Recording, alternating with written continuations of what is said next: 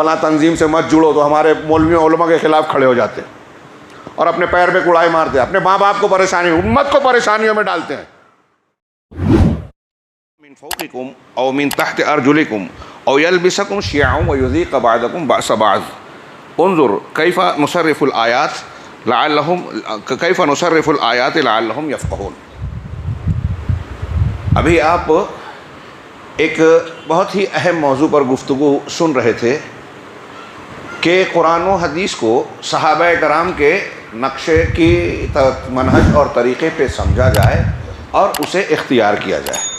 میں اخیر میں پہنچا جس وقت موضوع کا یہ پہلو یا گفتگو کا یہ بیان ہو رہا تھا کہ ایسا کرنے سے ہمارے درمیان کے اختلافات بھی ختم ہو جائیں گے. صحابہ کرام کا ایک تعامل تھا، عمل تھا، ان کا عقیدہ تھا. ہمارا اور آپ کا تعامل ہے، ہم اسی دین کو مانتے ہیں جو صحابہ کرام کا دین تھا، اسی کے ماننے کا دعویٰ کرتے ہیں. اور اہل الحدیث سلفی ہونے کے ناطے جو لوگ یہ نسبت رکھتے ہیں، ان کی نسبت ہی اس بات پر دلالت کرتی ہے کہ ہمارا تو اصول، ضابطہ، دین کا منہج، زندگی کا طریقہ ہی یہی ہے کہ جو صحابہ کا تھا وہی ہمارا طریقہ ہے. اور وہ کیا تھا؟ قرآن اور حدیث کو ماننا اور اللہ کے دین کو دین کے بنیادی ماخذ سے حاصل کرنا. جب ہم نے یہ اختیار کیا تو ایک مومن بندے کا تعامل، رویہ، عبادات، اس کا طور طریقہ کیا ہونا چاہیے، یہ ہمیں صحابہ کرام کی زندگی میں عملی اور جیتی جاگتی شکل میں نظر آتا ہے. لیکن ہم جب مطالعہ کرتے ہیں، غور کرتے ہیں، مشاہدہ کرتے ہیں اپنا اور دوسرے لوگوں کا، تو ہمیں تعامل میں، طور طریقے میں بہت سارا فرق نظر آتا ہے. قرآن کو وہ بھی مانتے تھے، ہم بھی مانتے ہیں. محمد رسول اللہ صلی اللہ علیہ وسلم کو وہ بھی مانتے تھے، ہم بھی مانتے ہیں. دین کو، شریعت کو وہ بھی مانتے تھے، ہم بھی ماننے کا دعویٰ کرتے ہیں. اور ان کا اور ہمارا، ہم اپنا آپ کا غور کریں. آج کے ماحول میں ہم دیکھیں، غور کریں کہ بہت سارے مسلک کے لوگ ہیں. اللہ کے نبی صلی اللہ علیہ وسلم کی حدیث کی روشنی میں کہیں تو امت کے 73 فرقے، بلکہ اس سے زیادہ شاخ در شاخ ہو چکے. ہاں، یہ جتنے بھی 73 فرقے امت کے اندر ہوئے ہیں، جس کے بارے میں اللہ کے نبی صلی اللہ علیہ وسلم کا فرمان ہے، کسی ارے غیرے کی بات نہیں ہے. سید المرسلین، خاتم النبیین کی بات ہے، جس کو ہم سب مانتے ہیں کہ 72 جہنم کے مستحق ہیں، ایک جنت میں جائے گا، نجات پائے گا. وہ 72 جو جنت میں، جہنم میں جانے والے یا اس راستے پہ چلنے والے ہیں، وہ بھی قرآن و حدیث کو ماننے کے دعوے دار. پھر اس تعامل میں فرق کیوں؟ نتیجے میں فرق کیوں؟ وہی چیز ماننا ہمارا بھی دعویٰ ہے، ان کا بھی ہے، فلاں اور فلاں کا بھی ہے. یہ تعامل کا فرق کہاں پڑتا ہے؟ انسان کی اچھائی اور برائی کی بنیاد کیا ہے؟ اگر ہم آپ آئیں تو سب سے بڑی اور اہم بنیاد جس کی طرف رجوع کریں گے، یا جو ہمارے سوال کا جواب بنے گا، وہ یہ ہے کہ ہمارا ایمان، ہمارا عمل طے کرتا ہے. ایمان، یقین آپ کا جیسا ہے اور جس نوعیت کا ہے، آپ کا عمل، آپ کا برتاؤ، قرآن و حدیث پر تعامل یا اس پر اپنا سر جھکانے کا مزاج اسی اعتبار سے ہوگا. جیسا ایمان ہوگا، ایمان زبان سے اقرار کرنا، دل سے تصدیق کرنا، اعضاء و جوارح سے تقاضے پر عمل کرنا، یہ ایمان کی اصطلاحی تشریح کی جاتی ہے. اہل سنت والجماعت کے یہاں جن لوگوں نے اس کی مخالفت کی وہ گمراہی کے شکار ہیں. کسی نے عمل کو اس میں شامل نہیں مانا، کسی نے دوسری چیزوں کو. اس تفصیل کا نہ موقع ہے نہ اس کی ضرورت ہے فی الحال. ایمان کو ہم نے جب اختیار کیا کہ اللہ کو بنیادی طور سے ماننا، اس کے حقوق کے ساتھ، توحید کے ساتھ، اب اس کی مطابقت میں رسولوں کو ماننا، کتابوں کو ماننا، فرشتوں کو ماننا، آخرت کو ماننا، تقدیر کے بھلے برے پر ایمان، یقین رکھنا، اور جتنے بھی دین کے مطابقات ہیں سب پر ایمان لانا. رسول کو اور قرآن کو، کتاب کو ماننے کی بات آئی تو سارا شریعت اس میں آ گئی. تو یہ اللہ پر ایمان کی مطابقت میں یہ 6 بنیادیں ہیں. ان کو جیسا ہم مانتے ہیں ویسا ہی ہماری زندگی کا عمل طے ہوگا، اور ہم صحیح ہیں یا غلط، شریعت کے مطابق ہماری زندگی گزر رہی ہے یا نہیں، یہ اسی بنیاد پر طے ہوگا. اور پھر جب ہمارا تعامل طے ہوگا، عمومی طور سے ہمارا انفرادی اور اجتماعی عمل جو رخ اختیار کرے گا، اسی کی بنیاد پر اللہ رب العالمین کا برتاؤ یا رد عمل، جس کو ہم شریعت کی زبان میں دین یا جزا کہتے ہیں، وہ سامنے آئے گا. ہاں، جو ہمیں بھگتنا پڑتا ہے. اللہ رب العالمین نے فرمایا ظہر الفساد فی البر والبحر بما کسبت ایدی الناس، کہ زمین میں اور خشکی اور تری میں، فی البر والبحر، خشکی میں تری میں، زمین میں دنیا کے اندر یا سمندروں میں جو فساد بگاڑ پیدا ہو رہا ہے، زلزلے آ رہے ہیں، طوفان آ رہے ہیں، آب ہوا میں آلودگی آ رہی ہے، اوزون میں سوراخ ہو رہے ہیں، ہیٹ اور گرمی حرارت بڑھ رہی ہے، یا کچھ اس طرح کی بہت ساری چیزیں، ہٹ جائیے میں کر لیتا ہوں، کچھ اس طرح کی چیزیں اگر ہو رہی ہے، اگر اس طرح کی کوئی بھی چیز جو دنیا میں فساد بگاڑ خرابی کی شکل میں آ رہی ہے، ان ساری چیزوں کا ذمہ دار انسان کے کارستانی یا کارنامے ہیں۔ بما کسبت، ٹھیک ہے نا، یہ بما کسبت ایدی الناس، کہ لوگوں کے ہاتھ جو کرتے ہیں، کارستانیاں جو ہیں، ہمارے اور آپ کے عمل جو ہے، اس بنیاد پہ زمین میں خشکی میں فساد ہوتا ہے۔ یہ کوئی قرآن کی ایک آیت نہیں، ایسی بہت ساری آیتیں ہیں، فساد و بگاڑ کی شکل میں کہیے یا پھر اللہ رب العالمین کی نعمتوں اور برکتوں کے نزول کی شکل میں۔ وَلَوْ أَنَّ أَهْلَ الْقُرَىٰ آمَنُوا وَاتَّقَوْا لَفَتَحْنَا عَلَيْهِمْ بَرَكَاتٍ مِّنَ السَّمَاءِ وَالْأَرْضِ، اگر یہ بستی کے لوگ جن کو ہم نے تباہ کیا، ضائع کیا، عذاب سے دوچار کیا، اگر یہ لوگ ایمان اور تقوی اختیار کرتے، آمنوا واتقوا لفتحنا علیہم برکات من السماء والارض، تو ہم آسمانوں سے اور زمین سے برکتوں کے دروازے کھول دیتے۔ قرآن کہہ رہا ہے، قرآن کہہ رہا ہے وَمَنْ أَعْرَضَ عَنْ ذِكْرِي فَإِنَّ لَهُ مَعِيشَةً ضَنْكَ، سورہ طٰہٰ کی مشہور آیت، جو میرے ذکر سے، ذکر سے مراد قرآن، ذکر سے مراد اللہ کا دین، جو میرے ذکر سے اعراض کرے گا، روگردانی کرے گا، منہ پھیرے گا، قرآن حدیث نہیں پڑھتا، اس پر عمل کرنے کی فرصت نہیں ہے، دلچسپی نہیں ہے، تو ایسے ہی بچ نہیں جائے گا۔ اللہ نے کہا کہ فَإِنَّ لَهُ مَعِيشَةً ضَنْكَ، اس کو تنگ زندگی ملے گی، تنگ زندگی، تنگ گزران کی تشریح پڑھیے، دنیا کے مختلف قسم کے عذاب۔ اگر آپ کے گھر میں ٹینشن ہے، جھگڑا ہے، لڑائی ہے، بے چینی ہے، اضطراب ہے، بیماری ہے، بے روزگاری ہے، بھوک اور فاقہ ہے، یہ بھی تنگ زندگی ہے۔ طوفان، سونامی، زلزلہ آ رہا ہے، یہ بھی تنگ زندگی کی تصویر ہے۔ تو دنیا میں تنگ زندگی ہے، اور پھر برزخ میں وَنَحْشُرُهُ يَوْمَ الْقِيَامَةِ أَعْمَىٰ، اور قیامت کے دن اندھا بنا کر اٹھائیں گے۔ وَنَحْشُرُهُ يَوْمَ، اور پھر کہے گا، تو وہ کہے گا ربی لما حشرتنی اعمیٰ وقد كنت بصیرا، کہ پروردگار میں تو بینا تھا، دنیا میں دیکھنے کی صلاحیت رکھتا تھا، تو نے مجھے اندھا بنا کر کیوں اٹھایا؟ تو کہے گا کذالک اتتک آیاتنا فنسیتها فکذالک اليوم تنسیٰ، ایسے ہی میری نشانیاں تیرے پاس آئی تھیں، تو نے آنکھیں بند کر لی، قرآن آیا، حدیث آئی، قرآن حدیث کو سنانے والے یہ علماء کرام آپ کے پیچھے بولتے رہے، بک بک کرتے رہے، آپ ان کو تو نمبر دیتے ہو کہ مولوی صاحب ایسا بولتے ہیں، وہ ایسا کرتے ہیں، انہوں نے یہ غلطی کی، یہ تمہاری آیات اور تمہاری تذکیر کے لیے آئے تھے، تم کو نصیحت حاصل کرنی تھی، دین سیکھنا تھی، لیکن تم نے آنکھیں بند کر لی۔ دنیا داری اپنے آپ کو قابل بنا کے علماء کرام سے استفادہ نہیں کیا، دین سیکھا نہیں، اللہ کے ذکر سے منہ موڑا، فراموش کر دیا، فَكَذَلِكَ الْيَوْمَ تُنسَىٰ، تو ایسے ہی آج کے دن تم کو بھلا دیا جائے گا۔ یہ قرآن کہہ رہا ہے۔ یہ آپ میں کیا بتانا چاہ رہا ہوں کہ ہمارے اعمال، ہمارے رویے کے اثرات رونما ہوتے ہیں ہماری زندگی میں، آخرت میں جو ہونا ہے وہ تو طے شدہ ہے، دنیا میں بھی ہونا ہے۔ اللہ تبارک و تعالیٰ نے فرمایا من عمل عملا، من کیا ہے من عمل نہیں من ذکر او انثی وهو مؤمن فلنحيينه حیاتا طیبہ ولنجزینہم اجرہم باحسن ما كانوا يعملون، کہ من عمل صالحا من ذکر او انثی، جو کوئی نیک عمل کرے، مرد ہو یا عورت، مردوں کے لیے صرف دین نہیں ہے، جنت اور جہنم صرف مردوں کے لیے نہیں ہے، عورتوں کے لیے بھی ہے، لہٰذا شریعت بھی، احکامات بھی، مکلف بھی عورتوں کو بھی بنایا گیا۔ تو یہاں آیت میں اللہ نے کہا کہ مرد ہو یا عورت جو صالح عمل کرے گا، نیک عمل، نیک عمل کیا ہے؟ جس میں نیت اور عقیدہ صحیح ہو، شرک اور ریا نہ ہو، اور جس کا جو عمل عبادت اللہ کے نبی صلی اللہ علیہ وسلم کی سنت کے مطابق ہو، ورنہ کتنا بھی خوبصورت عمل دکھ رہا ہو، 15 شعبان والا عمل ہو، رات بھر آپ نماز پڑھ رہے ہیں، بدعت ہے۔ جو قرآن و حدیث میں ثابت نہیں ہے، صحابہ نے نہیں کیا، بدعت ہے۔ قرآن پڑھیں، حدیث پڑھیں، الٹے لٹک کر نماز پڑھیں، سر کے بل کعبہ چل کے جائیں، اگر قرآن و حدیث کے مطابق نہیں ہے تو اللہ کے یہاں قبول نہیں ہے، کروڑ خرچ کر دو۔ تو اللہ نے فرمایا کہ جو صالح عمل کرے، نیک عمل، جو شریعت میں نیک صالح عمل ہے، وہو مؤمن، اس حالت میں کہ وہ ایمان والا ہو۔ میں نے جو بات شروع کی، ہمارا ایمان طے کرتا ہے ہم کیسے ہوں گے، ایمان کی شرط کے ساتھ میں، فَلَنُحْيِيَنَّهُ حَيَاةً طَيِّبَةً، تو ہم اسے خوشگوار زندگی عطا کریں گے۔ یہ لا اور نون، عربی والے علماء موجود ہیں، جانتے ہیں، ڈبل تاکید ہے اس میں، اس کا ترجمہ کرتے ہیں کہ البتہ، ضرور با ضرور، یعنی ڈبل اس میں پختگی ہے، تاکید کے ساتھ کہ ہم ضرور اس کو، اللہ کی بات غلط ہو سکتی ہے کیا؟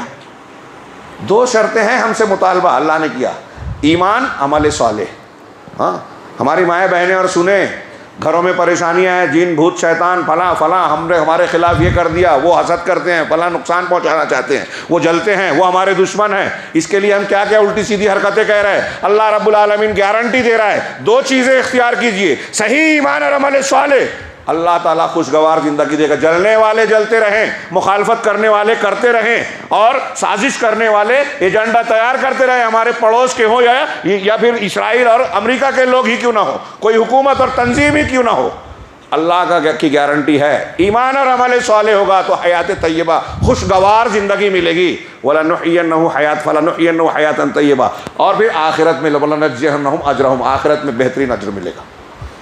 یہ تمہیدی طور سے دماغ میں رکھیے، اللہ کا یہ قانون ہے۔ اب جو ابتداءً میں نے عرض کیا کہ ہمارا رویہ اور برتاؤ کیا ہو، یہ ہمارا ایمان طے کرتا ہے۔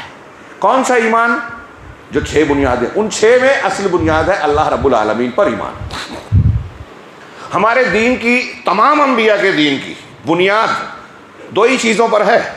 قیامت میں 2 بنیادی سوال ہوگا، کس کی عبادت کرتے تھے، ہاں، اور کس طرح عبادت کرتے تھے، کس کی عبادت کرتے تھے۔ پہلے کا جواب کیا ہے؟ لا الہ الا اللہ۔ دوسرے کا جواب ہے محمد رسول اللہ ہمارے لیے، محمد صلی اللہ علیہ وسلم سے پہلے والے ان کے انبیاء کا جواب ہے۔ ہم 2 گواہیاں دے کے اسلام میں داخل ہوتے ہیں۔ تو پہلا سوال، پہلی بنیاد، تمام انبیاء کے دین کی بنیاد توحید، لا الہ الا اللہ۔ وَلَقَدْ بَعَثْنَا فِي كُلِّ أُمَّةٍ رَسُولًا أَنِ اعْبُدُوا اللَّهَ وَاجْتَنِبُوا الطَّاغُوتَ۔ ہمارے علماء سب سے زیادہ اس مضمون کو دہراتے ہیں، اور کیوں نہ دہرائیں، کیوں نہ دہرائیں، اسی مضمون کی سب سے زیادہ ضرورت ہے۔ یہ مضمون انبیاء کرام علیہم الصلوۃ والسلام کی دعوتوں کا آغاز تھا، نچوڑ تھا، اول تھا، انتہا تھا۔ اگر کسی قوم نے اس دعوت کو قبول نہیں کیا تو نبی نے دوسرا سبق نہیں دیا۔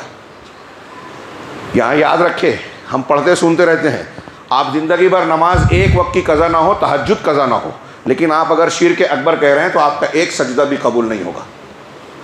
وَلَقَدْ أُوحِيَ إِلَيْكَ وَإِلَى الَّذِينَ مِن قَبْلِكَ لَئِنْ أَشْرَكْتَ لَيَحْبَطَنَّ عَمَلُكَ۔ ہلا دینے والی قرآن کی آیتیں اور یہ مضمون ہیں، اچھی طرح دماغ میں بٹھا لیجئے کہ آپ کی طرف بھی وحی کی گئی اور آپ سے پہلے نبیوں کی طرف بھی کی۔ اگر آپ نے بھی شرک کیا تو آپ کے سارے عمل برباد۔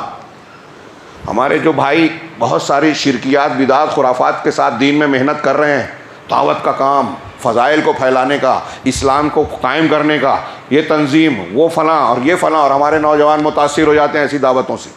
میں اکثر کہا کرتا ہوں تقریروں میں، بہت حیرت کی بات ہے، جو غیر مسلم ہیں وہ تو ہیں ہی۔ ابھی ہماری گاڑی میں بات ہو رہی تھی، ہمارے اصحاب فرما رہے تھے کہ ہم دیکھتے ہیں کہ واقعی یہ بہت بد نصیب ہیں جو اپنے آپ کو مسلمان بھی کہہ رہے ہیں اور شرک بھی کر رہے ہیں۔ تو وہ ان کی حماقت، قرآن حدیث سامنے ہے، پھر بھی شرک کر رہے ہیں، پھر بھی اسلام کا پہلا سبق، انبیاء کرام کی پہلی تعلیم، دین کی بنیادی تعلیم نہیں سیکھی۔ کیا وجہ ہے؟ لوگوں نے بزرگ بنا رکھا ہے، فلاں صاحب۔ اب ایک آدمی کو ایک شخصیت پسند آ گئی تو اب اس کے پیچھے چل رہا ہے، اس کے سامنے کسی کی سننے کو تیار ہی نہیں ہے۔ لیکن اب دیکھیں کہ کس کو، اسی لیے نبی صلی اللہ علیہ وسلم نے فرمایا کہ مجھے اپنی قوم اور امت پر سب سے زیادہ جن لوگوں کا ڈر ہے وہ ائمہ مضلین ہیں، الائمۃ المضلین، گمراہ کرنے والے پیشوا۔ اس کو لائٹلی مت لیجیے، غور کیجیے اپنی آج کی دنیا میں، پورے عالم اسلام میں الگ الگ مسلک فرقے کے ہمارے بیچ کے لوگ، کوئی اس سے متاثر ہے، فلاں مولانا سے، فلاں مفسر سے، فلاں دانشور سے، فلاں۔ اب اس کو بتائیے کہ آپ جس کو مانتے ہیں اس کی تشریح، یہ قرآن کی یہ تفسیر غلط ہے، صحابہ کی تفسیر کے خلاف ہے، نہیں مانے گا۔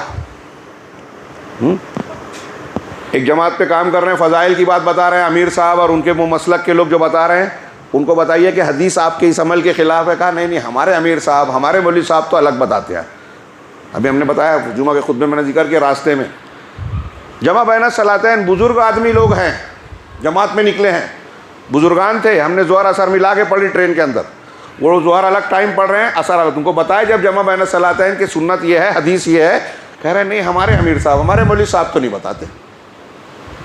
تو کیا، کون سا دین سیکھ رہے ہیں آپ؟ یہ چھوٹی سی بات میں نے بتائی، آگے جو بولنے جا رہا ہوں وہ دماغ میں رکھیے، یہ میں نے کئی تقریروں میں کہا، اور اس کو پھیلائیے۔ سننے والا غصے میں ہے تب بھی بتائیے کہ جو لوگ جن کے پیچھے بہت سارے لوگ آج چل رہے ہیں، جیسے میں نام لوں سید قطب صاحب فی ظلال القرآن پڑھیے، مولانا ابو العلا مودودی صاحب کی تفہیم القرآن پڑھیے، ہاں، صوفیوں کی لا الہ الا اللہ کی تشریحات پڑھیے، جتنے صوفی ہیں ہمارے ارد گرد پائے جاتے ہیں. اور میں جو کہہ رہا ہوں ہو سکتا ہے کچھ لوگوں کو برا کیا نام لینے کی ضرورت ہے بھائی، کنائے سارے کنائے بولو، ہمارا نوجوان سمجھتا ہی نہیں. فلاں تنظیم سے مت جڑو تو ہمارے مولویوں علماء کے خلاف کھڑے ہو جاتے ہیں اور اپنے پیر پہ کڑائی مارتے، اپنے ماں باپ کو پریشانی، امت کو پریشانی. نام نہ لے کے بتاؤ تو لوگ ماننے کو تیار ہی نہیں ہیں، سمجھتے ہی نہیں ہیں. اور جو جس کو ماننے لگا اس کو بولے تو برا مانتے ہیں. اور نام لینا ایسی صورت میں جب لوگ گمراہ ہو رہے ہیں، قرآن و حدیث سے نام لینا ضروری ہے. علماء کرام موجود ہے، ذمہ داری سے کہہ رہا ہوں. نبی صلی اللہ علیہ وسلم نے نشاندہی کر کے ذوالخویسرہ کو کہا، خارجیوں کا نام لیا، 72-73 فرقوں کا ذکر کیا، ان میں کچھ لوگوں کا نام لے کر ذکر کیا. اس کا مطلب یہ کہ وہ خطرات ہے اس سے آگاہ کیا نبی نے. اور ہم بھی جب نام لیتے ہیں تو خطرے سے آگاہ کر رہے ہیں. اب میں نے نام لیا سید قطب کی فی ظلال القرآن، دیکھیے لا الہ الا اللہ کی تشریح وہ کیا کرتے ہیں. ہاں، لا حاکم الا اللہ. ابھی عرب علماء اسی بنیاد پہ توحید کی یہ قسم بیان کرتے ہیں کہ توحید حاکمیت، یہ جو حکومت قائم کرنے والی بات اور صرف اقتدار میں، قانون میں طاغوت کی پیروی نہ کرنے کی بات کرتے ہیں، یہ توحید حاکمیت ہے. لا الہ الا اللہ کی تشریح سید قطب نے بہت زوردار انداز میں یہ کی کہ لا حاکم الا اللہ، فیصلہ صرف اللہ کا ہوگا. اور اسی کی تشریح میں جب آگے بڑھے تو مولانا ابو العلا مودودی اور سید قطب صاحب نے یہاں تک کہہ دیا کہ دنیا کے جو قانون آپ مان رہے ہیں، آپ ووٹ دیتے ہیں تو آپ شرک کر رہے ہو. اب سارے جو دنیا کے قوانین کو ماننے والے حکام ہیں، مسلمان ہیں، ان کا ساتھ دینے والے علماء سب کافر. میں ہوائی بات نہیں کہہ رہا ہوں، کتابیں ہیں. سید قطب نے کہا کہ سارے مسلمان مسجدوں میں اذان دے رہے ہیں، حی علی الصلاۃ، کیا اشہد ان لا الہ الا اللہ اشہد ان محمد رسول اللہ کا نعرہ تو لگا رہے ہیں، لیکن اس کے باوجود کافر ہیں. جاہلی معاشرہ ہے، کو کافر ہیں. یہ توسع اور کشادگی کی بات کرنے والی جماعت جو ہم کو طعنہ دیتی ہے، اہل حدیث اختلافی بات کرتے ہیں، پورے مسلمانوں کو کافر کرنے کا ایک طرف سے وہ جو ہے معاملہ فتویٰ دے دیا. یہ سب سے بڑی خارجیت ہے، اور خارجیت اسلام اور مسلمانوں کے لیے سب سے زیادہ نقصان دہ ہے. اسی لیے اہل علم نے بیان کیا، جو میں بیان کر رہا ہوں، یہ کتابوں میں لکھا ہے کہ اسی بنیاد پر اللہ کے رسول صلی اللہ علیہ وسلم نے خارجیوں کا نام لے کر کہا کہ یہ زمین میں سب سے زیادہ برے لوگ ہیں، یہ جہنم کے کتے ہیں. تو کچھ لوگوں نے علماء نے تشریح کی کہ ان کو کتا جو ہے اچھے لوگوں پر، انسانوں پر بھونکتا ہے، ایسے ہی یہ خارجی اہل ایمان کے خلاف بھونکتے ہیں، چیختے ہیں. میڈیا میں، سوشل میڈیا میں خوب چلائیں گے، چیخیں گے، اور چیخ رہے ہیں. مسلمانوں کو کافر قرار دینے کے لیے جتنے بےتاب ہوتے ہیں، کافروں کے پیچھے نہیں پڑیں گے.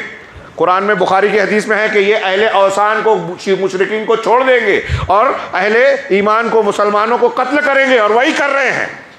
یہ دھماکے، قتل، غارت گری، یہ مرتد ہو گیا اسے مار دو. پورے عالم اسلام میں گزشتہ 60-70 سالوں میں مسلمانوں کے ہاتھوں لاکھوں مسلمانوں کی جان گئی ہے. یہ کوئی مذاق نہیں ہے، ہوائی بات نہیں ہے، آن ریکارڈ چیز موجود ہے، ہلا دینے والی بات ہے.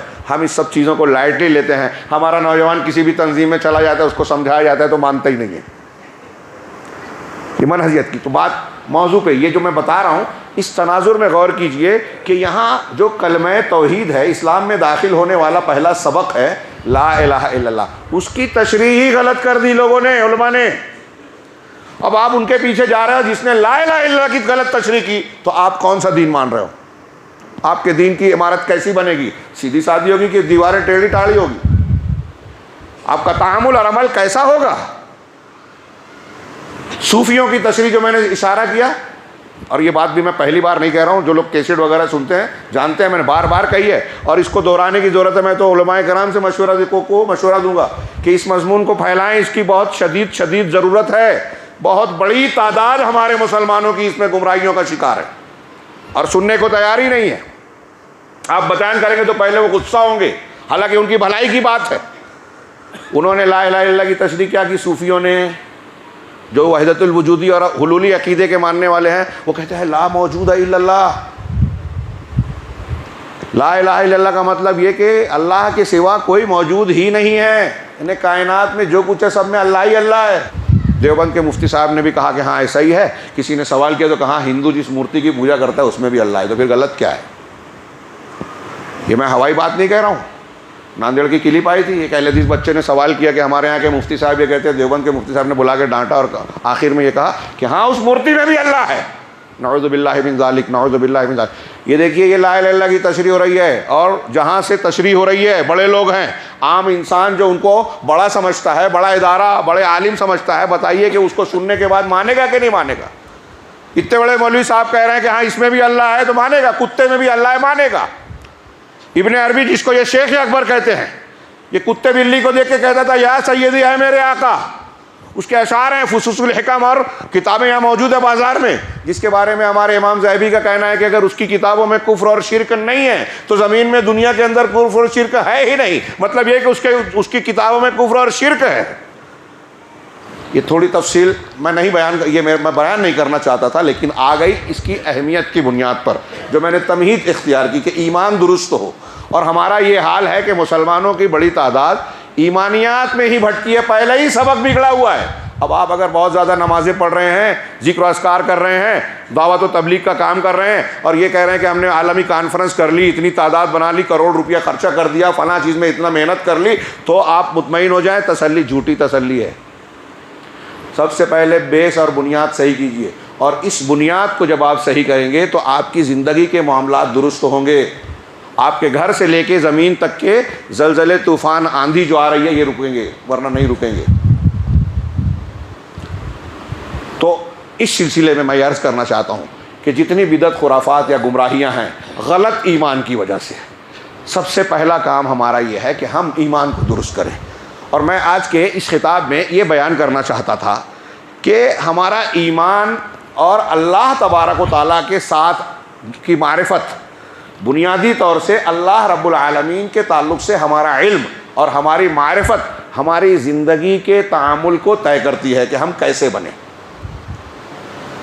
ابھی آگے تھوڑی تشریح ہوگی، لیکن میں شارٹ میں یہ کہوں کہ ایک سمجھ لیجئے کہ آپ کے گھر میں آپ کا بیٹا آپ کے ساتھ بدتمیزی کر رہا ہے، آپ سود کھا رہے ہیں، آپ اپنی بیوی پر ظلم کر رہے ہیں، آپ کی بیوی آپ کی نافرمانی کر رہی ہے، بات مانتی ہی نہیں، ہماری جماعت میں مسجد میں اختلاف ہے، مسئلہ حل ہوتا ہی نہیں، اور ایسا ہی چل رہا ہے، مسئلہ حل نہیں ہو رہا ہے۔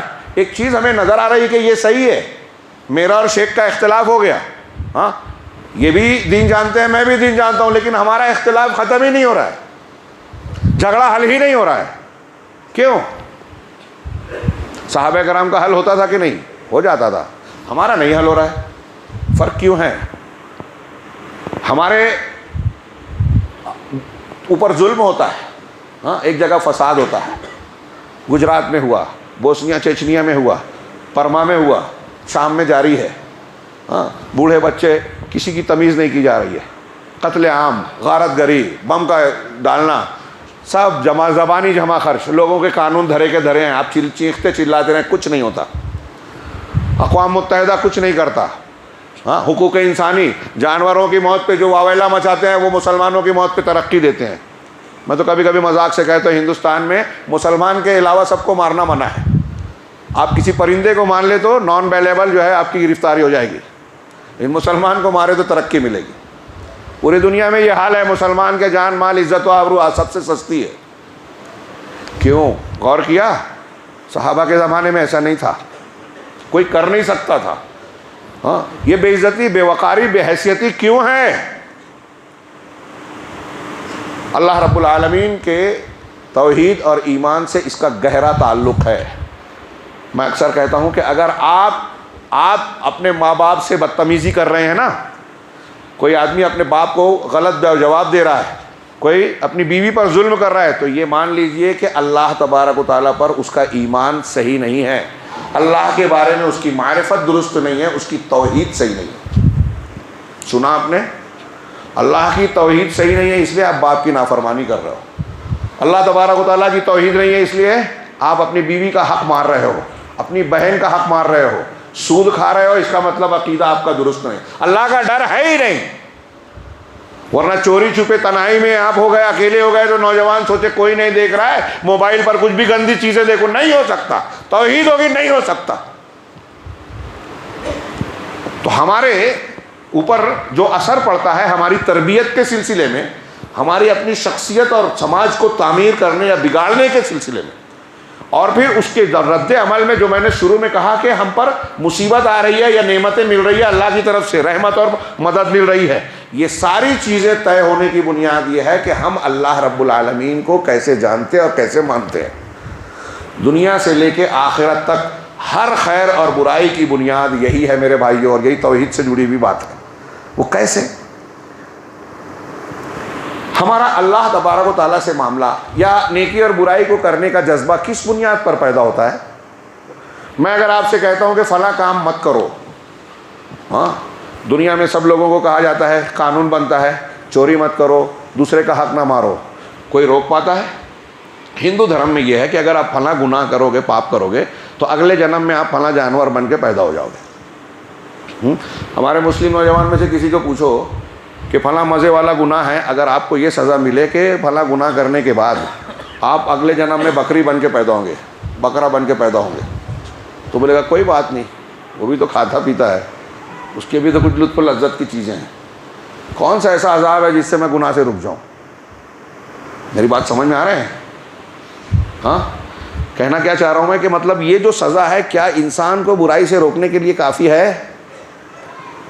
ہاں عیسائیت میں یہ کہا گیا کہ کوئی گناہ کر لو، تھوڑا پادری کو جو ہے چندہ وندہ دے دو، کنفیشس باکس میں جا کے جو ہے اپنے لیے گناہ کا اعتراف کر لو. وہ جو کفارہ مسیح سولی پہ چڑھ کے حضرت عیسیٰ نے لوگوں کا کفارہ بنا تھا، اس کا جو حق ملا ہے پادری تمہارا گناہ معاف کر دے گا. اس عقیدے نے کیا کیا؟ اس عقیدے نے عیسائیوں کے لیے ایک دم راستہ کھول دیا. کوئی بھی گناہ کر لو اور پھر معافی مانگ لو، پادری کے پاس جا کے اعتراف گناہ کر لیں گے، حضرت عیسیٰ علیہ السلام کے کفارے کے عقیدے کے تحت ہمارا گناہ معاف ہو جائے گا. ایسا شارٹ کٹ ہر مذہب اور دھرم میں ہے. مسلمانوں نے بھی نکالا، سال بھر نماز مت پڑھو، 15 شعبان آئے گا، ابھی آ رہا ہے نا شب برات، ایک رات میں قضائے عمر ساری مطلب وہ نپٹا دیں گے، ایک سال کی نماز ایک رات میں. ہاں رسول اللہ صلی اللہ علیہ وسلم نے بڑے ٹینشن والی تعلیم دی تھی، یہ ہمارے علماء نے مولویوں نے نکال کے شارٹ کٹ دے دیا، جنت کا شارٹ کٹ راستہ. سال بھر بے نمازی رہو، ایک رات میں نپٹا دو. چلے گا ایسا؟ بے نمازی بنانے کا نسخہ ہے، شیعوں کی بنائی ہوئی رات ہے، بدعتی رات ہے. ایسے ہی شارٹ کٹ پورے دین کو بنا رکھا ہے. تو یہ سب کچھ کہاں سے آیا، کیسے آیا، کیوں آیا؟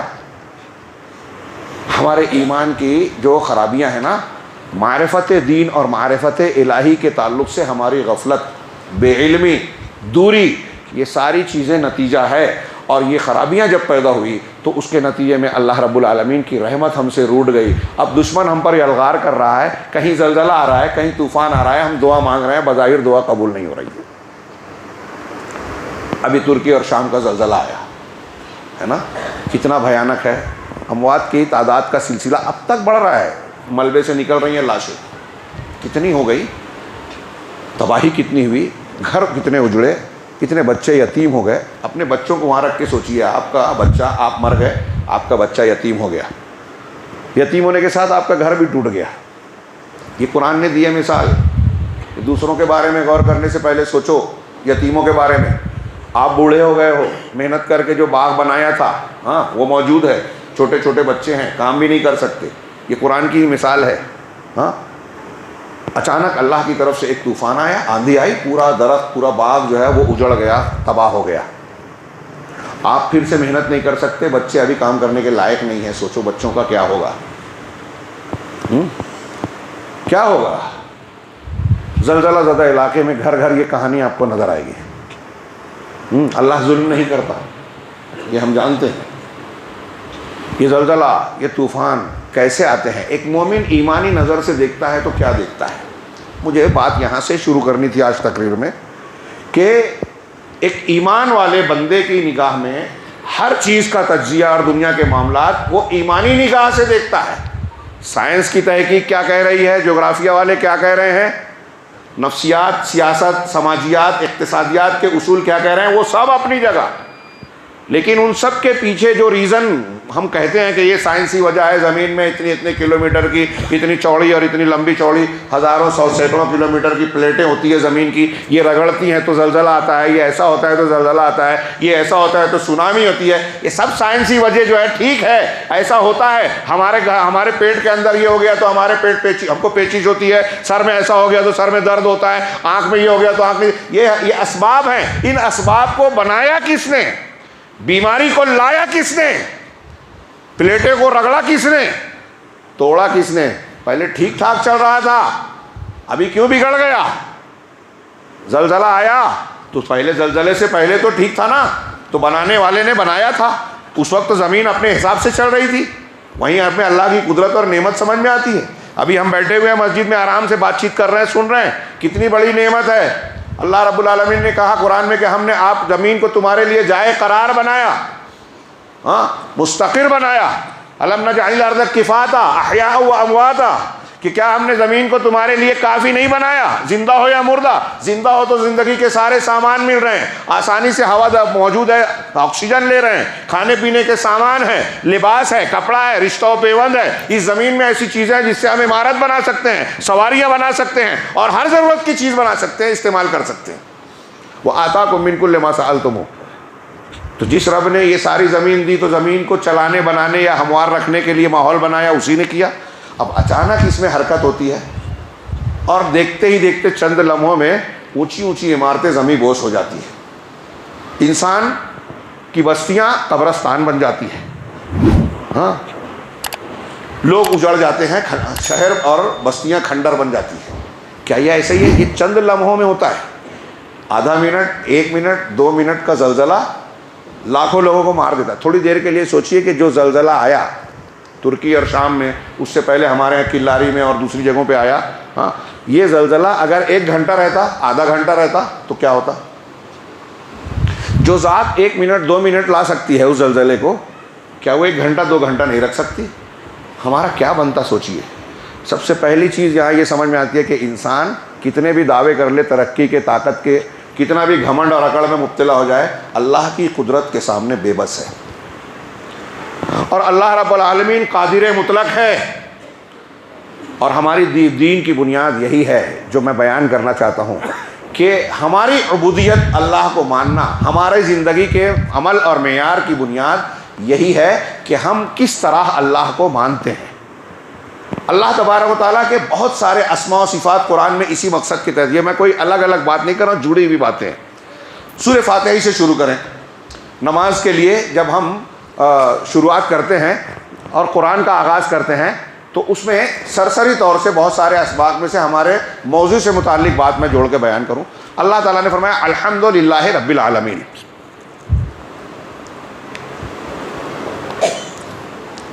تمام تعریف اللہ کے لیے۔ کون اللہ؟ وہ اللہ جو رب العالمین ہے، اس کو نہ جاننے کا کوئی دعویٰ کر ہی نہیں سکتا۔ فرعون نے بھی حضرت موسیٰ سے پوچھا تھا رب العالمین کیا ہے، حضرت موسیٰ نے کیا جواب دیا؟ سورہ شعراء میں دیکھیے، آسمان اور زمین کا رب، آسمان اور زمین کے درمیان کا رب اگر تم یقین رکھتے ہو۔ اور پھر مزید اس کے تبصرے اور پھر جوابات پڑھیے کہ فرعون یہ آسمان زمین دیکھ رہا ہے نا، سبھی دیکھ رہے ہیں، فرعون بھی دیکھ رہا تھا، نمرود بھی، سبھی دیکھ رہے تھے، آپ اور ہم بھی دیکھتے ہیں۔ یہ آسمان کس نے بنایا؟ تیرے ابا نے، تو نے بنایا؟ ہاں تیرے ابا اور تمہارے سے بہت پہلے سے آسمان زمین موجود ہے۔ یہ بوٹل اتنی سی بوٹل ہے، میں بولوں اس کو کسی نے بنایا نہیں، خود سے بنی، کسی نے پانی سے بھرا نہیں، خود سے بھر گئی۔ کوئی مانے گا یہاں؟ آپ لوگوں میں سے کوئی مانے گا؟ کوئی بھی عقل والا مانے گا کہ یہ بوٹل خود سے بن گئی؟ تو اتنی سی بات میں دنیا کا کوئی عقل والا مانتا نہیں ہے کہ یہ بغیر بنانے والے کے بنی۔ تو یہ آسمان ہے نا، موجود ہے، تو اس کو موجود ہے تو کسی نے بنایا نا، آسمانوں کا موجود ہے۔ فرعون تو دیکھ رہا ہے، آسمانوں کو دیکھ رہا ہے، زمین کو دیکھ رہا ہے، آسمان زمین کے درمیان کی چیزوں کو دیکھ رہا ہے۔ جس نے ان کو بنایا وہ ہے رب العالمین، اس کے تعارف کی بات کرتے ہو۔ قالت رسولہم، سورہ ابراہیم میں اللہ تعالیٰ نے نبیوں کا قول کہ نبیوں نے اپنی امتوں سے کہا افی اللہ شک فاطر السماوات والارض، کیا اللہ کے بارے میں شک کرتے ہو جو آسمان اور زمین کا پیدا کرنے والا ہے؟ آسمانوں اور زمین کو تو تم دیکھ رہے ہو نا، اس کے وجود کا کوئی انکار کر سکتا ہے کیا؟ اب وہ ہیں، دیکھ رہے ہو، حقیقت ہے، تو اس کے بنانے والے کو بھی ماننا ہی پڑے گا۔ تو کون بنانے والا ہے؟ یہ جو حضرت عیسیٰ علیہ السلام ہے، محمد صلی اللہ علیہ وسلم ہے، یہ تو ابھی پیدا ہوئے، آسمان تو ان کے پہلے سے ہے، اور دیوی دیوتاؤں کو اور فلاں کو جو لوگ مانتے ہیں یہ بھی بعد میں پیدا ہوئے، آسمان زمین تو پہلے سے ہے، ان کے پہلے سے ہیں۔ تو آسمان و زمین کو پیدا کرنے والا کون ہوگا؟ جو آسمان و زمین کے پہلے سے ہے، الاول والآخر والظاہر والباطن۔ تو رب العالمین کے لیے تمام تعریف ہیں۔ آپ آنکھ کھولیں، اپنے آپ کو دیکھیں، کائنات کو دیکھیں، سورج چاند ستارے پیڑ پودے جس کو بھی دیکھیں، جدھر بھی نگاہ دوڑائیں اللہ کی مخلوق ہے، اس کی مربوبات ہیں، اس کی مخلوقات ہیں۔ یہ دکھ رہا ہے کہ کسی نے ان کو وجود بخشا، یہ دکھائی دے رہا ہے کہ کوئی ان کو چلا رہا ہے، پال رہا ہے، ان کی ساری ضرورتیں فراہم کر رہا ہے، وہی ہے رب العالمین۔ تمام تعریف ہے اس کے لیے۔ آپ جب غور کریں گے تو آپ کی زبان سے، دل سے یہی بات نکلے، واقعی جس ذات نے یہ ساری چیزیں بنائی ہیں وہ کمال مطلق کا حامل ہے، اس کے اندر خوبیاں ہی خوبیاں ہیں، وہ ہر قسم کی قدرت رکھتا ہے، اسی لیے تو پیدا کیا۔ تو پہلی بات جو ہم کو پہلی آیت قرآن کی بتاتی ہے، الحمدللہ رب العالمین، کہ اللہ رب العالمین ہے۔ رب وہ ہے جس نے ہم کو بنایا، ہم کو چلایا، چلا رہا ہے، زندگی موت کا، ہماری زندگی کے سارے کاموں کا مالک وہی ہے، ٹھیک ہے؟ یہ وہ رب العالمین ہے، اس لیے سب چلانے والا، دینے والا اس کی طاقت میں وہی ہے، ربوبیت ہے نا۔ اس سے معلوم ہوا کہ انعامات، احسانات، وجود بخشنا اس کے ہاتھ میں ہے۔ اور اتنا ہی نہیں، اس نے مزید کیا کیا؟ الرحمن الرحیم، وہ نہایت مہربان، اس کی ذات بالکل بھری ہوئی ہے رحمت سے، اور رحیم اور بندوں کے ساتھ نہایت مہربان ہے۔ ایک دو نام لا کے رحمت بتائی، اس لیے کہ رحمت کا غلبہ ہے۔ اللہ رب العالمین کی صفت غضب بھی ہے جو ابھی ہم ذکر کریں گے، لیکن اللہ تعالیٰ نے حدیث قدسی میں خود فرمایا کہ میری رحمت میرے غضب پر سبقت رکھتی ہے، غالب ہے۔ اگر اللہ کا غضب اور غصہ غالب ہوتا تو ہم گناہ کر کے ایسے بیٹھے نہیں رہتے جو بیٹھے ہوئے ہیں اطمینان چین سے۔ ہم میں سے کون ہے جو گناہ غلطی نہیں کرتا؟ گناہ ہوتا، اللہ تعالیٰ کا تماچا پڑتا، غائب ہو جاتے، کتنے زلزلے آ چکے ہوتے ہیں، ڈھیل دیتا ہے۔ ہم جتنے گناہ کرتے ہیں، کتنی حرام کاریاں، فحاشیاں، شرکیات، خرافات آج ہمارے سماج معاشرے میں ہم خود دیکھ رہے ہیں، ہم خود کر رہے ہیں، پھر بھی اللہ ڈھیل دے رہا ہے۔ یہ اس کی رحمانیت اور رحیمیت کا حصہ ہے۔ تفسیر کا موقع پر آپ اس کی تفصیلات پڑھیں گے۔ تو رحمان و رحیم ہے، مالک یوم الدین، اور وہ جزا کے دن کا مالک ہے۔ یعنی ایک دن آئے گا جب ہر انسان کے کیے کا بدلہ ملے گا، اور اس دن صرف اللہ مالک ہوگا۔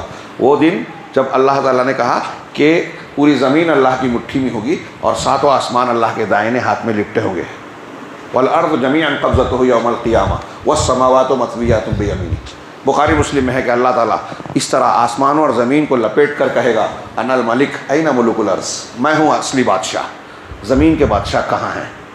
این المتکبرون، اپنے آپ کو بڑا سمجھنے والے، تکبر گھمنڈ کرنے والے کدھر گئے؟ آج میرا فیصلہ چلے، وہ مالک یوم الدین ہے۔ تو ہر انسان کے کیے دھرے کا سامنا ہوگا۔ فَمَن يَعْمَلْ مِثْقَالَ ذَرَّةٍ خَيْرًا يَرَهُ وَمَن يَعْمَلْ مِثْقَالَ ذَرَّةٍ شَرًّا يَرَهُ۔ یہ تین آیتیں جو سورہ فاتحہ کی ہم پڑھتے ہیں، ہاں، اس پر غور کیجئے۔ ہاں، پہلی آیت میں مولانا ابوالکلام آزاد کی تشریح کے مطابق پہلی آیت میں ربوبیت کا ذکر ہے، دوسری میں رحمت کا ذکر ہے، تیسری میں عدالت کا ذکر ہے۔ ربوبیت ہمیں پال رہی ہے، رحمت ہم کو انعامات اور نعمتوں سے نواز رہی ہے، ہمیں چھوٹ دے رہی ہے، ڈھیل دے رہی ہے، غلطیوں پر بھی ڈھیل دے رہی ہے۔ عدالت بدلہ لے گی، اندھا قانون نہیں ہے یہاں، اللہ رب العالمین کا قانون نافذ ہے۔ قرآن کی بہت سی آیتوں میں ہے، لا یکلف اللہ نفسا الا وسعها لها ما کسبت وعلیہا ما اکتسبت۔ جو نیکی کرو گے اس کا بدلہ پھل ملے گا، جو برائی کرو گے اس کا انجام بھگتنا پڑے گا۔ اچھائی کا بدلہ اچھا، برائی کا بدلہ برا۔ ابھی جو آیت آخری میں عدالت والی پڑھی کہ نیکی جو خیر کیا ہے وہ سامنا کرے گا ذرہ برابر بھی، اور جو ذرہ برابر شر اور برائی کی ہے سامنا کرے گا قیامت کے دن۔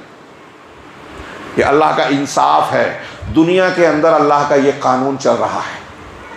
یہ شعور کہاں سے آئے گا؟ قرآن مجید میں اللہ رب العالمین کے جو نام صفات بیان کی گئی ہے نا، ہم اس کو اگر پڑھیں گے تو ہمارے اندر ایمان کی صحیح کیفیت پیدا ہوگی، اور جو بنیاد میں نے بیان کی کہ ہم کو کیسا برتاؤ کرنا چاہیے، ہماری زندگی کیسی رہنی چاہیے، یہی چیز طے کرے گی کہ ہم اللہ کو کیسا مانتے ہیں۔ تو میں سمیٹ کر بات کروں کہ قرآن میں جو اللہ کی صفات ہیں اس کو اگر تقسیم کریں ہم قسموں میں، تو ایک وہ صفات ہے جس میں اللہ رب العالمین کی رحمت، اس کے انعام، اس کے کرم، اس کے احسانات، اس کی ربوبیت، اس کی رحمتوں کا تذکرہ ہے ناموں کا، جیسے الرحمن الرحیم، رب العالمین، ہاں، اور ایسے وہ محسن، البر، ایسے اللہ کے وہ نام جس میں اللہ تبارک و تعالیٰ کے احسانات ہیں۔ ہمارے پیر کے نیچے سے لے کے سر کے اوپر تک زندگی کے ہر مرحلے میں، ماں کے پیٹ میں جب سے وجود ہو، سب تب سے اللہ کا کہ انعامات سے ہی ہم جی رہے ہیں، سانس لے رہے ہیں۔ ہاں، اگر اللہ کی نعمتوں کو گننا چاہو تو شمار نہیں کر سکتے۔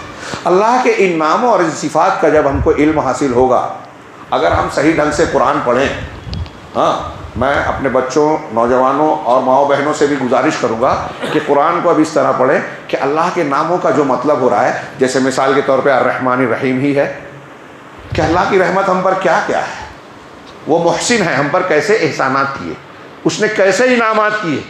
جب آپ اللہ رب العالمین کے احسانات و کرم اور نعمتوں کا مطالعہ اور مشاہدہ اور اس پر غور و فکر کریں گے، اس سے اللہ تعالیٰ کی دل کی محبت دل میں پیدا ہوگی۔ تو پہلی چیز، اللہ تبارک و تعالیٰ کے احسانات کو ہم جانیں گے تو اللہ کی محبت پیدا ہوگی۔ اور کیا سلسلہ چل رہا تھا، اللہ تبارک و تعالیٰ کی محبت جو ہے وہ توحید کی بنیاد ہے۔ ہمارے لیے کسی بھی عمل اور شریعت کو کے احکامات کو ماننے کی اصل بنیاد اللہ سے محبت ہے۔ آپ کے دل میں جس کی محبت ہوتی ہے حقیقت میں، اس کے لیے آپ قربانی دینے کا جذبہ رکھتے ہیں۔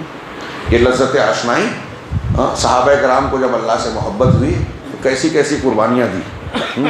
توحید کا بہترین نمونہ ہم پڑھتے ہیں قصے کہانی کی طرح، لیکن وہ ایمان کی کہانی ہے، ایمان کا اثر ہے۔ جب صحابہ کرام کو دیکھتے ہیں کہ غزوہ بدر میں، غزوہ احد میں ایک صحابی رسول اللہ صلی اللہ علیہ وسلم کو اپنے قریب بلا رہے ہیں، اور بلانے کے بعد زمین پر بٹھا رہے ہیں، اور بٹھانے کے بعد اپنا سر آپ کے زانوں پر رکھ رہے ہیں، اور رکھنے کے بعد مسکرانے لگے، اسی حالت میں روح پرواز کر رہی ہے، ہنستے ہوئے موت کا استقبال کر رہے ہیں، خوشی خوشی مر رہے ہیں۔ یہ اللہ کے راستے میں اللہ کی محبت کی بنیاد پر کہ میری جان میرا مال اگر قربان ہو رہا ہے تو یہ میرے لیے خوشی کی بات ہے، یہ محبت کی وجہ سے پیدا ہوتا ہے۔ آپ کے دل میں جس کی محبت ہوگی آپ اس کے لیے قربانیاں دیں گے۔ اللہ کے لیے صحابہ کرام کو دیکھیے جیسی محبت، انبیاء کرام کو دیکھیے۔ سیدنا ابراہیم کا واقعہ ہم بار بار پڑھتے ہیں، سنتے ہیں ہر عید الاضحیٰ کے موقع پر۔ کون سی چیز تھی کہ بیٹے کی گردن پر چھری چلا دی؟ آج ہم بیٹوں کی محبت میں حلال حرام کی تمیز کرنا چھوڑ دیتے ہیں، دنیا کے چکر میں پڑے تھے، بچوں کو بنا کے دینے کے، دنیا بنا کے دے، اس کے لیے اپنی آخرت تباہ کرتے ہیں۔ اللہ کا حکم ہوا، بیوی اور بچے کو حضرت ابراہیم نے مکہ کی بیاب و گیا وادی میں چھوڑ دیا۔ اللہ کا حکم ہوا، بیٹے کو لے جا کر گلے پر چھری چلا دی۔ اللہ کا جو حکم ہوا اس کے مان لیا۔ یہ اللہ کی محبت تھی، اور محبت کا اعلیٰ درجہ خلت تھی۔ اللہ کے خلیل بن گئے، محبوب بن گئے، دوست بن گئے۔ محبت توحید کی اصل ہے، اور اللہ سے یہ محبت کی جو صفت ہمارا رابطہ ہے نا، یہ دنیا میں بھی اور آخرت میں بھی، جنت میں بھی داخل ہو جائیں تو اللہ سے محبت قائم رہے گی۔ ہاں، دوسرے جو خوف اور ڈر والا معاملہ ختم ہو جائے گا، لیکن یہ محبت ابدی اور دائمی رہے گی بندوں کی بندگی کے۔ تو پہلی چیز کہ ہم اللہ کو پہچانیں اس کے ان ناموں کے ذریعے سے۔ ہندو دھرم ہو، ہمارے مسلمانوں میں کچھ گمراہ فرقے ہوں، وہ اسماء و صفات، اللہ کے نام اور اس کی جو صفات قرآن و حدیث میں بیان کی گئی ہے اس میں گمراہی کا شکار ہو گئے۔ لوگوں نے اللہ کے ناموں کا انکار کر دیا، صفات کی تعویل کی، تحریف کی۔ ہاں، ہمارے یہاں جو اشعری ماتریدی، یہ ہمارے ہندوستان کے احناف پائے جاتے ہیں نا، یہ کہتے ہیں کہ ہم عقیدے میں اشعری ماتریدی ہیں، یہ عقیدے میں بھٹکے ہوئے لوگ ہیں، ان کو سمجھائیے، بتائیے، اور ان کے دھوکے میں نہ آئیے۔ یہ صوفیاء کرام جو کہتے ہیں اللہ ہر جگہ ہے، شرک ہے، کفر ہے، یہ اللہ ذات کے ساتھ عرش پر مستوی ہے اور علم اور قدرت کے ساتھ ہر جگہ ہے۔ ہمارے یہاں یہ عقیدے ہی درست نہیں ہے، اللہ کی معرفت ہی صحیح نہیں ہے۔ تو یہ ہوئی ایک بات کہ اللہ تعالیٰ کو ہم اس طرح پہچانیں تو محبت پیدا ہوگی۔ دوسری چیز، اللہ کے ناموں کی ایک قسم ایسی ہے جس میں اس کی ہماگیریت اس کا احاطہ بتایا گیا ہے، وہ ہر چیز پر قادر ہے، ہاں اس کا ذکر کیا گیا ہے.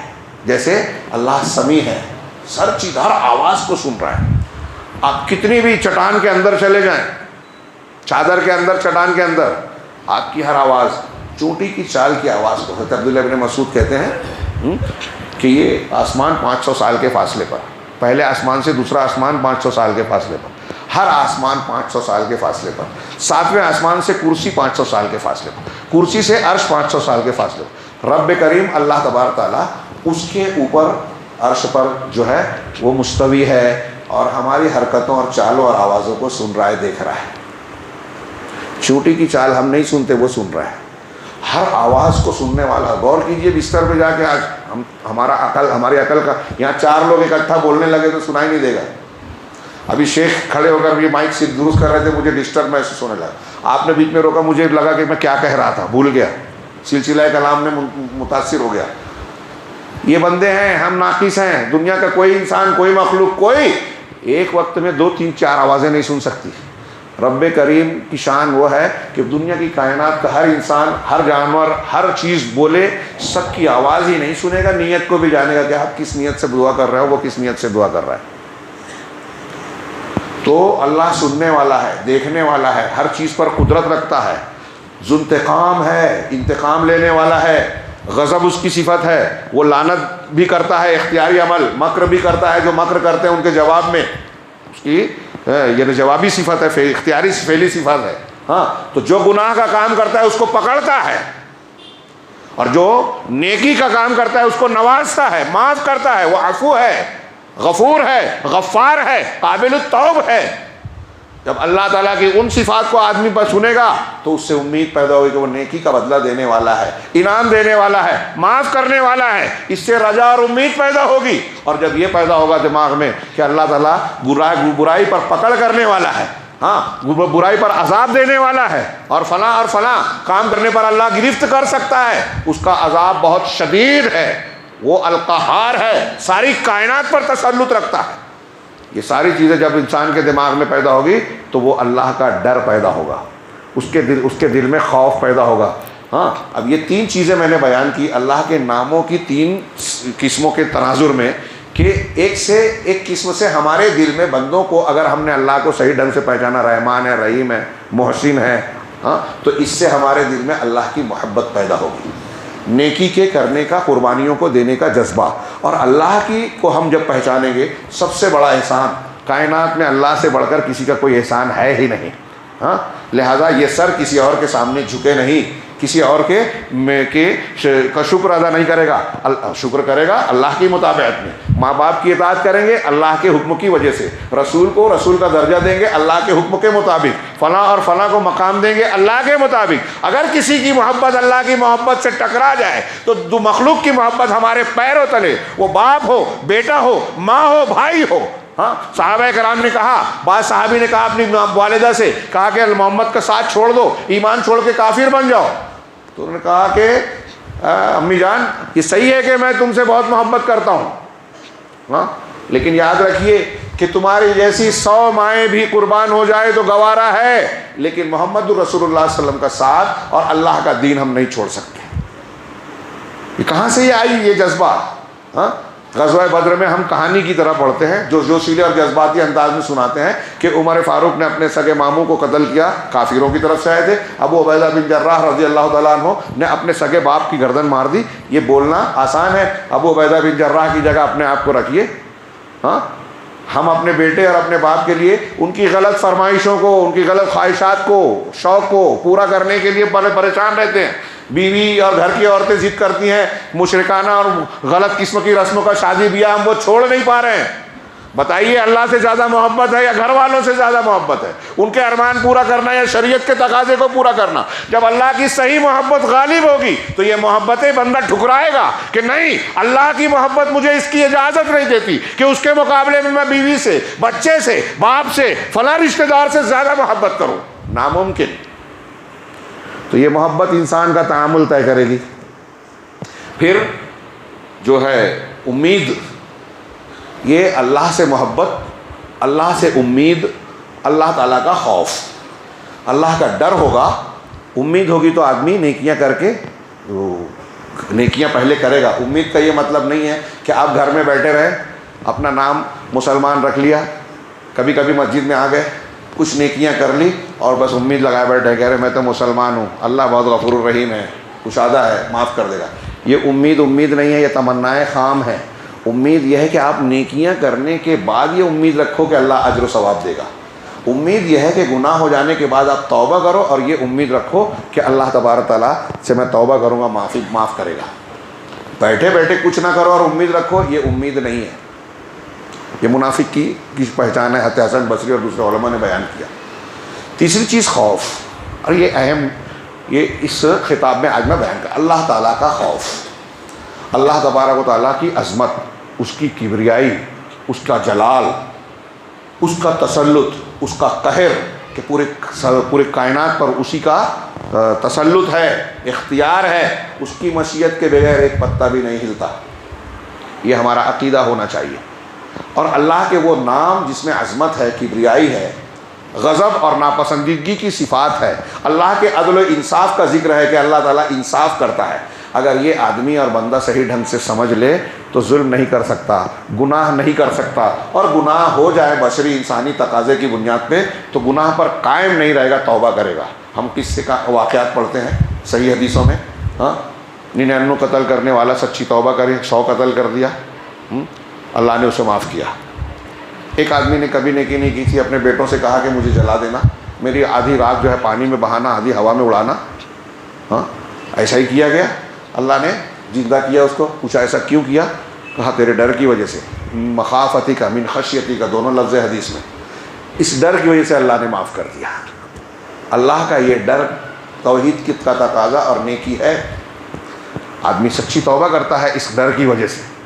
حضرت غامدیہ معیذ اسلمی رضی اللہ عنہما، بہت مشہور واقعات ہیں۔ غامدیہ ایک صحابیہ ہیں، ان سے زنا سرزد ہوا۔ اپنے آپ کو وہاں رکھیے، ماں بہنیں بھی غور کریں کہ ایک شریف سماج اور معاشرے میں ایک عورت سے زنا ہو گیا، وہ آ کے لوگوں کے سامنے بولے گی میں نے ایسا ایسا گناہ کر لیا ہے، مجھ کو سزا دے دو، کیسا جگر رہے گا؟ نبی صلی اللہ علیہ وسلم سے آ کے کہا، وہ پوری لمبی حدیث پڑھیے آپ، غور سے پڑھیے جا کے۔ کہا تمہارے پیٹ میں بچہ ہے، ابھی جاؤ، بچہ پیدا ہو جائے دبانا۔ ہمارے عورتیں کیا سوچیں گی، ہم کیا سوچیں گے؟ کہہ رہے جانے دو، اللہ تو معاف کر دے گا نا، اب بچے کے لیے جی جاؤ۔ اگر وہ کہہ دیتی آگے کہ اللہ کے رسول میں نے ایسے ہی کہہ دیا تھا، غلط تھا، تو بچ جاتی اسلامی اصول سے، کیونکہ کسی نے آ کے مقدمہ دائر نہیں کیا تھا، کسی نے دعویٰ نہیں، انہوں نے خود کہا تھا کہ میں نے ایسا کیا، تو خود کہتی کہ میں نے غلط کہا تھا، بچ جاتی۔ ایسا نہیں کیا۔ مہینوں بعد بچہ پیدا ہو گیا، جب تب آئیں اللہ کے رسول یہ بچہ پیدا ہو گیا، پھر سزا دیجیے۔ پھر آپ نے کہا کہ ابھی تو اس کی غذا تمہارے سینے سے جڑی ہوئی ہے، جب یہ اناج کھانے لگے تب آنا۔ پھر کتنا موقع ملا؟ مدت رضاعت 2 سال، کچھ مہینہ بھی پکڑ لو تو آخر خار مدت بھی تو بچے سے محبت پیدا ہونا ایک ماں کی فطری بات ہے نا، کیسی محبت ہوتی ہے ایک ماں کی بچے کے ساتھ، ہم اور آپ جانتے ہیں، اور مائیں تو محسوس کرتی ہیں۔ اس بچے کے لیے بھی یہ نہیں کہا کہ نہیں چلو مجھے جینا چاہیے۔ روٹی کھانے لگا تو آئی، دیکھو اللہ کے رسول یہ روٹی کھا رہا ہے، اب مجھ پر حد جاری کر دیجیے۔ کیسی خاتون تھی، عورت تھی۔ اللہ کے رسول نے بچہ دوسرے کے حوالے کیا اور ان کے لیے رجم کا حکم دیا۔ کس بنیاد پر یہ عمل کیا انہوں نے؟ میں یہاں جتنے لوگ بیٹھے ہیں ہم سب اپنے اندر جھانکے، دوسروں کی بات مت کیجیے، اپنے میں، وہ مرد ہو یا خواتین، تھوڑی دیر کے لیے سوچیں کہ ہم سے کوئی ایسا گندا کام ہو جائے، گناہ ہو جائے، کیا ہم خود سے آ کے اعتراف کر کے اپنی صفائی کی اس طرح سے دہائی دیں گے، کوشش کریں گے، بار بار موقع ملنے کے بعد یہ اعتراف کریں گے؟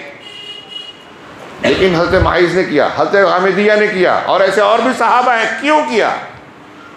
کہ بھائی یہ بتانا چاہ رہا ہوں، یہ توحید، اللہ کا ڈر، اللہ کا خوف کہ آج ہم اگر بچ جائیں، لوگوں کے سامنے سے آنکھیں بچا لیں، عزت اور اس کے جو ڈھکوسلے لے کر گناہ پر قائم رہ گئے، توبہ نہیں کی، سزا نہیں پائی، تو کل اللہ کے سامنے اس گناہ کے ساتھ پیش ہونا ہے، اللہ کے سامنے حساب دینا ہے۔ اس نے پکڑ لیا تو بچ نہیں پائیں گے، اور اس کا عذاب بہت شدید ہے۔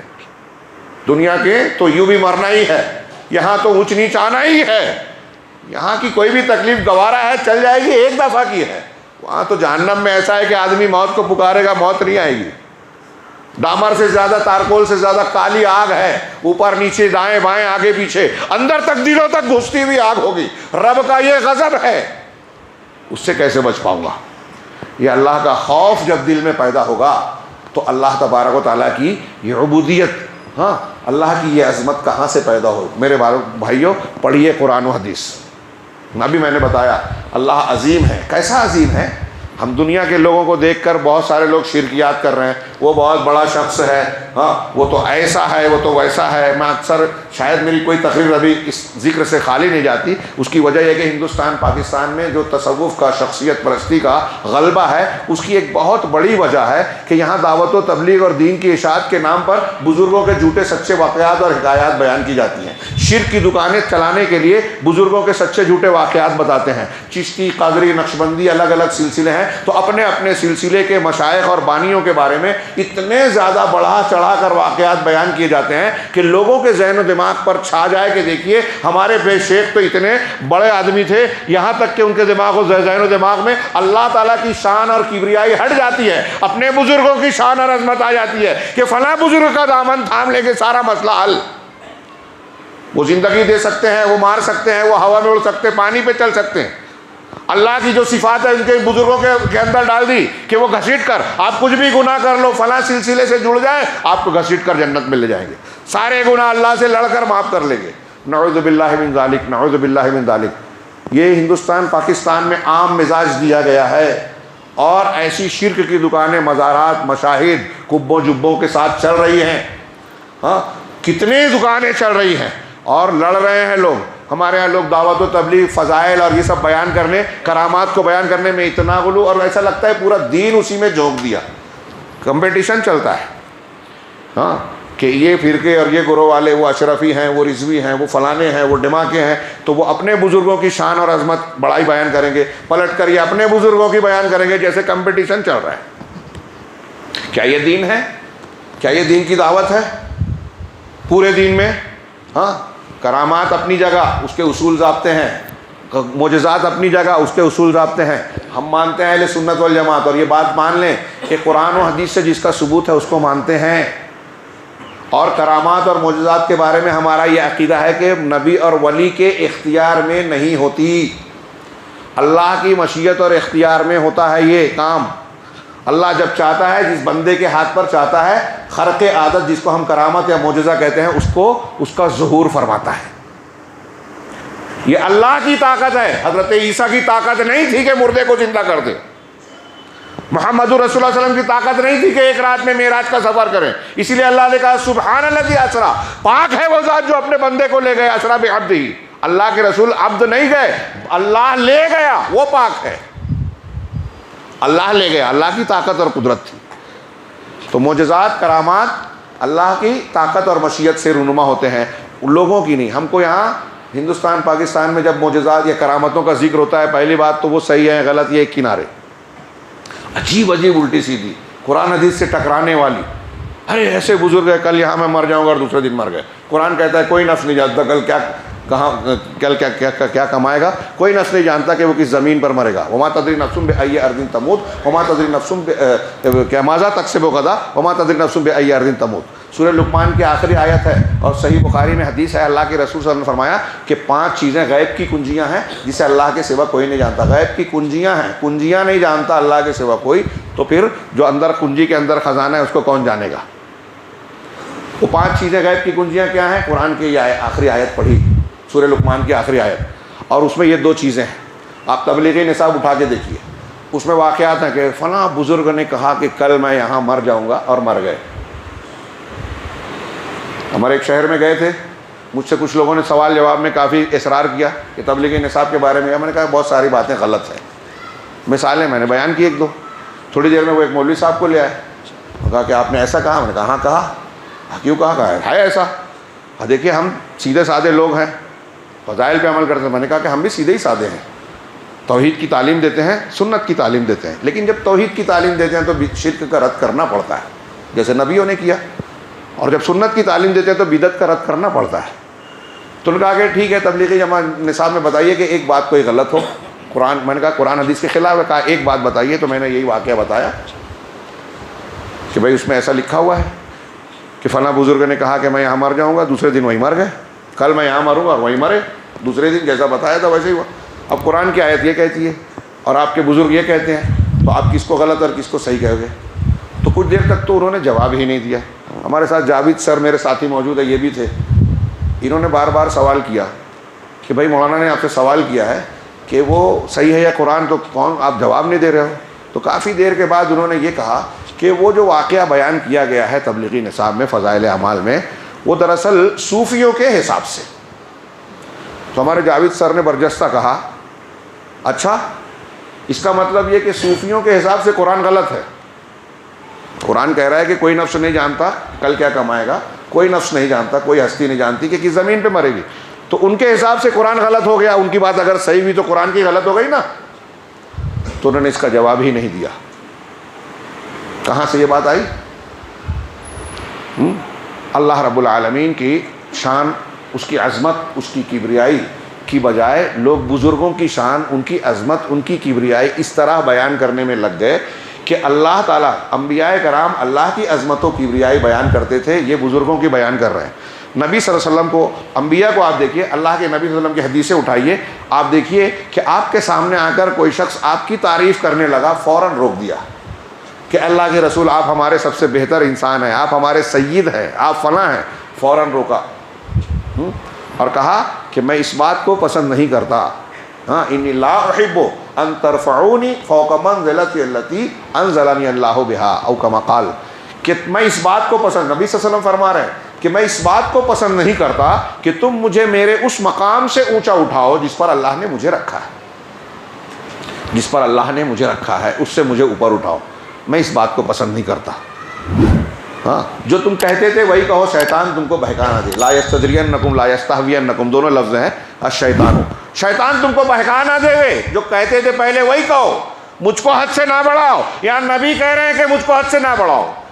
ایک صاحب نے آگے کہہ دیا کہ جو اللہ چاہے اور آپ چاہیں، کہا تم نے مجھ کو اللہ کے برابر کہہ دیا. نہیں، یہ مت کہو، صرف یہ کہو کہ جو اللہ چاہے. اور یہاں واقعہ سناتے ہیں، ارے شیخ اشرف علی تھانوی کا ایک مرید آیا، خواب دیکھا، کہا کہ میرے زبان میں میں نے خواب دیکھا، کہا لا الہ الا اللہ اشرف علی رسول اللہ. ہاں، اب اٹھتا ہوں تو میری زبان سے یہی نکل رہا ہے، تو آپ کیا کہا؟ ہو جاتا ہے، محبت میں ہو جاتا ہے. نبی صلی اللہ علیہ وسلم کہہ رہے ہیں کہ ماشاء اللہ و شیتا کہہ کے مجھ کو اللہ کے برابر کر دیا، ایسا نہ کہو. ہاں، اور یہاں کہہ رہے ہیں اشرف علی رسول اللہ، یا اس طرح کی باتیں اگر کوئی کہہ دے رہا ہے تو کہہ محبت میں ہو جاتا ہے. کیا تعلیم دے رہے ہیں آپ عوام کو، لوگوں کو؟ ہاں، عقیدے کی خرابی اور بگاڑ.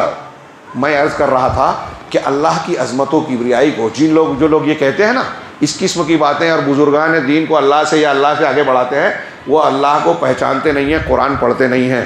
قرآن پڑھیے.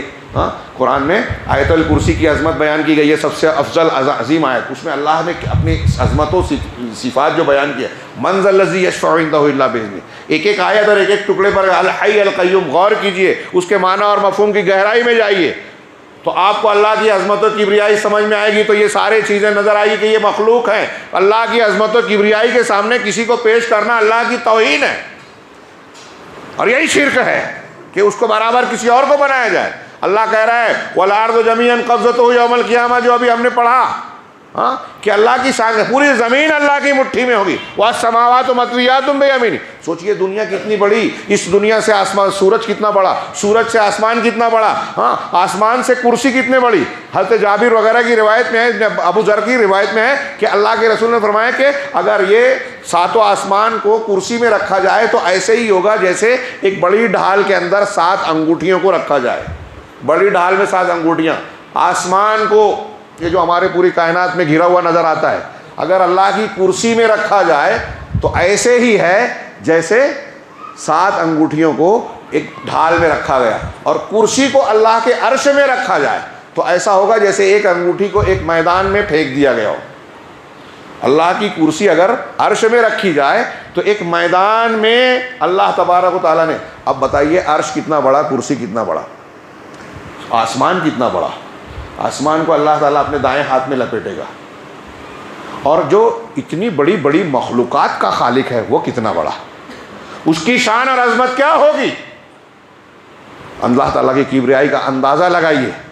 اللہ کی عظمت و کبریائی کا یہ نشان، اور اللہ کی عظمت و کبریائی کی شان یہ ہے کہ قیامت کے دن اللہ رب العالمین جب فصل خطاب کے لیے آئے گا تو فرشتے، انبیاء سارے کے سارے نفسی نفسی گھٹنوں کے بل کر کہیں گے، صف بصف لگا کر، کوئی اللہ کے سامنے منہ کھولنے کی ہمت نہیں کرے گا۔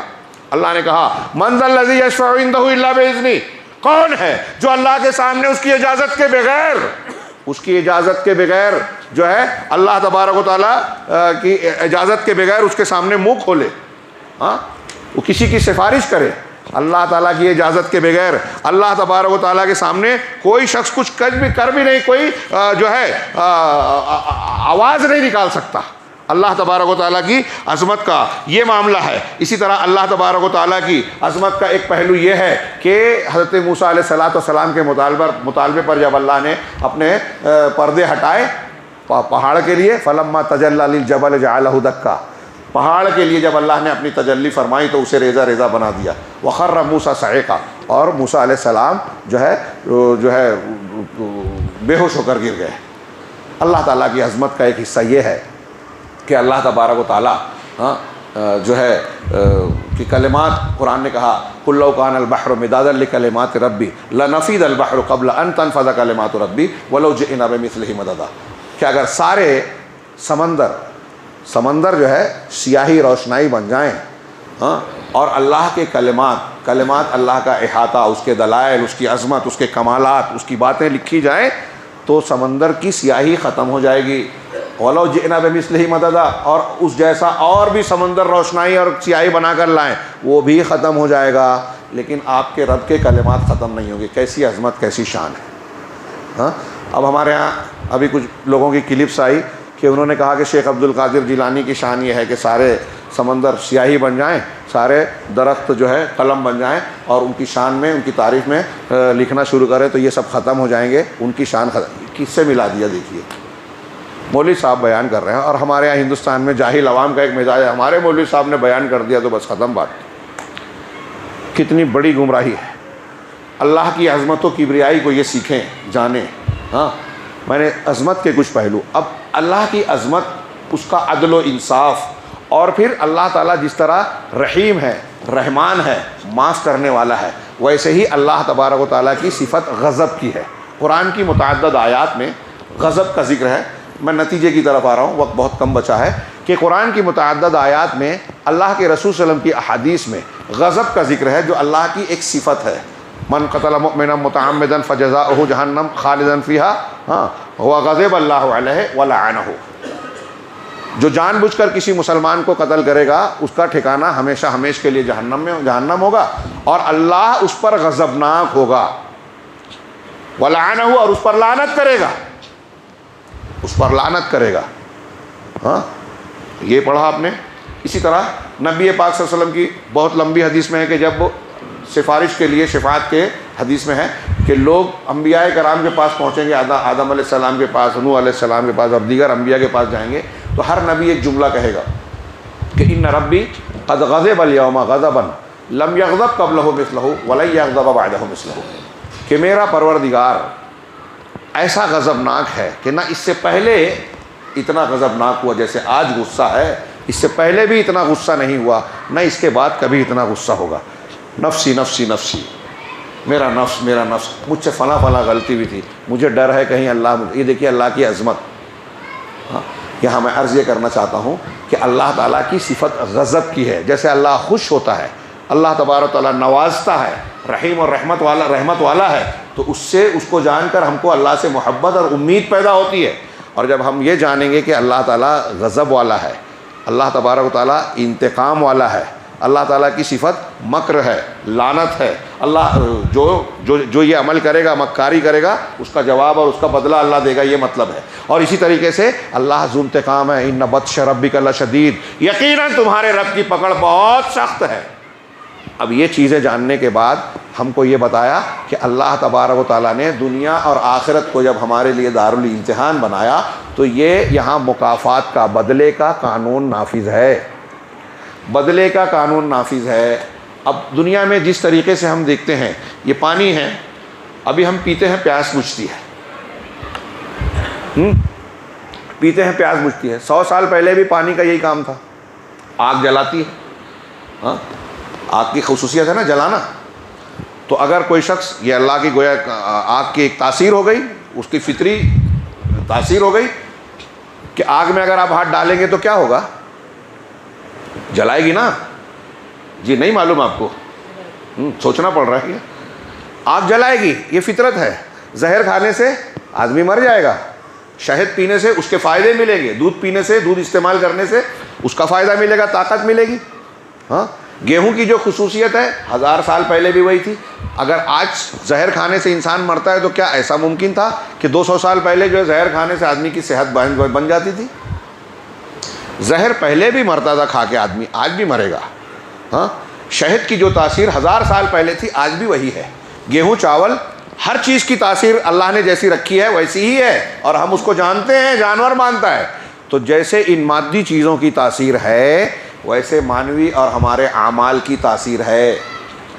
اگر پچھلی قوموں کو اللہ تبارک و تعالیٰ نے گناہ کرنے سے, کفر کرنے سے, شرک کرنے سے, نافرمانی کرنے سے, اس کی وجہ سے تباہ و برباد کیا, زلزلے, طوفان, آندھی, زمین میں دھسا دینا, آندھی مسلط کر دینا, چیخ مسلط کر دینا, پوری قوم کو نیست و نابود کر دینا. اگر اللہ کا یہ قانون پچھلی قوموں کے لیے تھا تو آج بھی وہی قانون ہے. وہ نظام عدل نہیں کر, نظام مکافات, یوم الدین کو جو جزا کا سزا ملے گی ملے گی. دنیا میں بھی یہ قانون نافذ ہے, اور اسلام کے علاوہ جتنے آسمانی مذاہب اور اکثر مذاہب یہ مانتے ہیں کہ دنیا میں آپ جیسا کرو گے ویسا بھرو گے, اچھے کا بدلہ. کبھی ایسا نہیں ہوا کہ آپ ببول کا پیڑ لگاؤ اور پھر نتیجہ یہ انتظار کرو کہ اس میں آم لگ جائے گا, انگور آئے گا.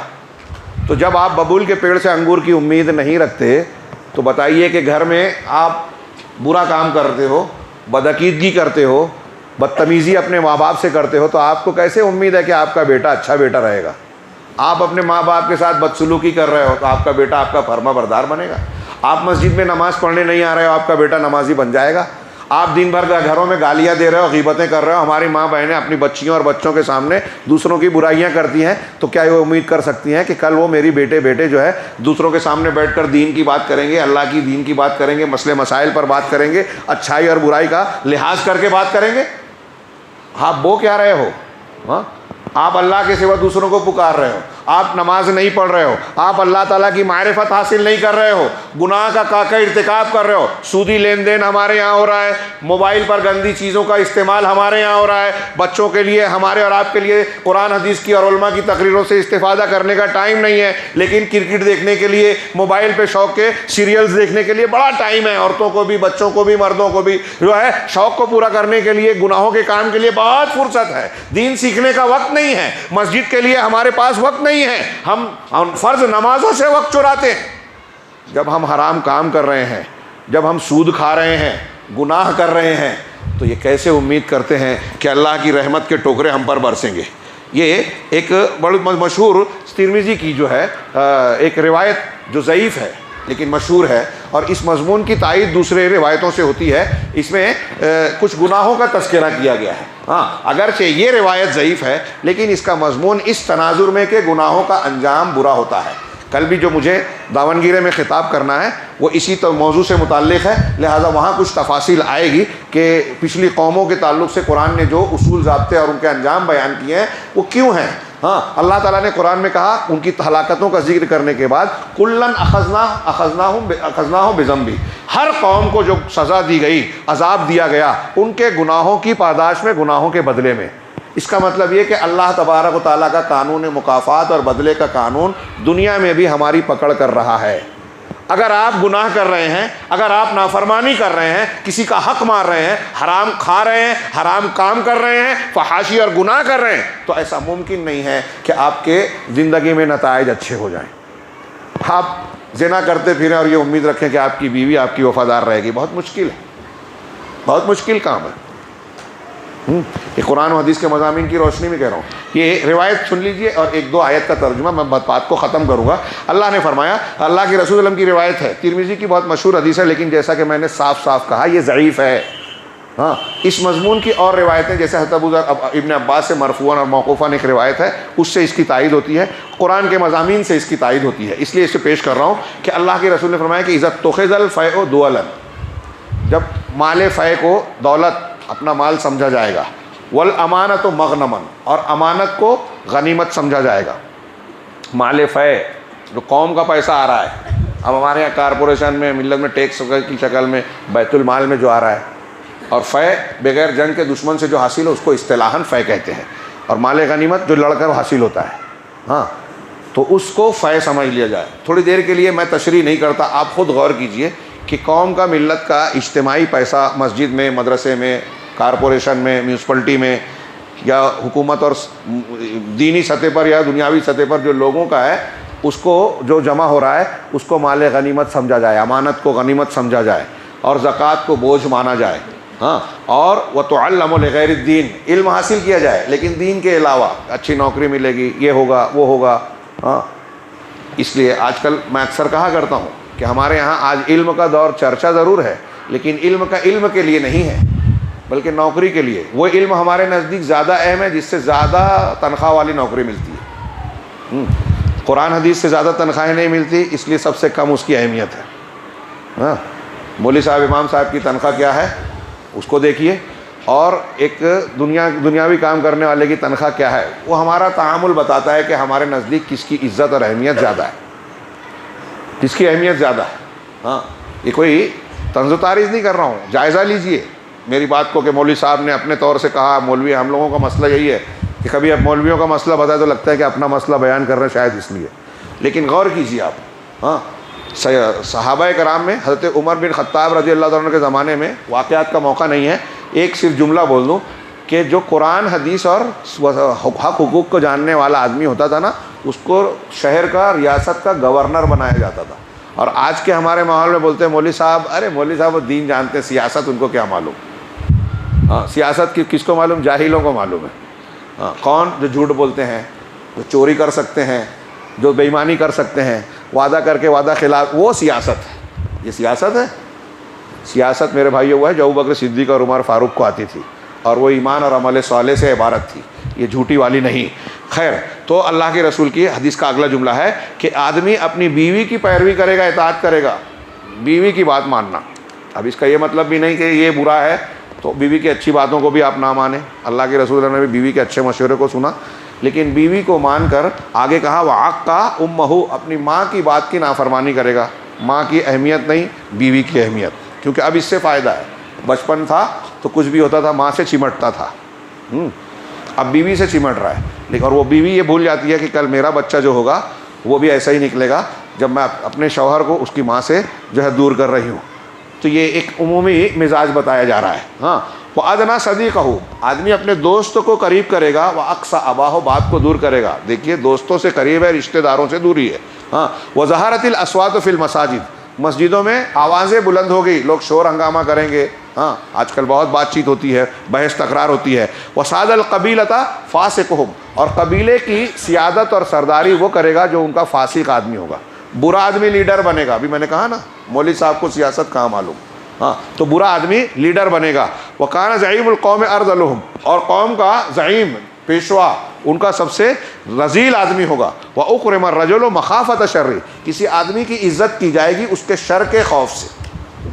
مولوی صاحب ہیں، ارے امام صاحب ہے، سیدھے سادے، ان کی کوئی عزت نہیں، یہ آ کے گھر میں اگر آپ کا جھگڑا ہے سمجھائیں تو سننے کو تیار نہیں، لیکن ایک ایسا آدمی ہے جس کی ذرا شہر میں اثر رسوخ ہے، آپ کے یہاں کیا بولتے ہیں معلوم نہیں، کوئی بدماش ہے، غنڈہ ہے، ہاں، پولیس والا ہے، سوال کو اکرم الرجل مخافۃ شر، اس کے سامنے اس کے شر کے خوف سے اس کی عزت کی جائے گی۔ وہ نیک ہے، شریف ہے، اس لیے نہیں۔ اس کی بات مولوی صاحب کی میں نے کہا یہ بہت سمجھا رہے ہیں قرآن حدیث کا حوالہ دے کے، ہاں ٹھیک ہے دیکھیں گے، نہیں مانے گا، اور آ کے گنڈا بولے گا کیا ہے ایسا ایسا کر لے، دوسرے ہاں بھائی صاحب کر لیا، تو بات دل سے، دین کی بنیاد پر، شریعت کی بنیاد پر، اللہ اور رسول کی تعلیم کی بنیاد پر نہیں، بلکہ کسی کی عزت کس لیے ہوگی؟ اس کے شر کے ڈر سے۔ وَظَهَرَتِ الْقَيْنَاتُ وَالْمَعَازِفُ، اور گانے والیاں، موسیقیاں، یہ چیزیں عام ہو جائے گی، گھر گھر ٹی وی، گھر گھر موبائل، ہاں رنگ ٹون بھی بج رہا ہے تو گانوں کے ساتھ بج رہا ہے. ہاں اس پہ بولنے کی ضرورت نہیں. وشربت الخمور, اور نشے کی چیزیں یعنی شراب پی جائے گی. نام بدل بدل کے اب ہمارے یہاں بہت سے مسلمان بھی جو ہے بیئر اور یہ اور پتہ نہیں کیا کیا پی رہے ہیں.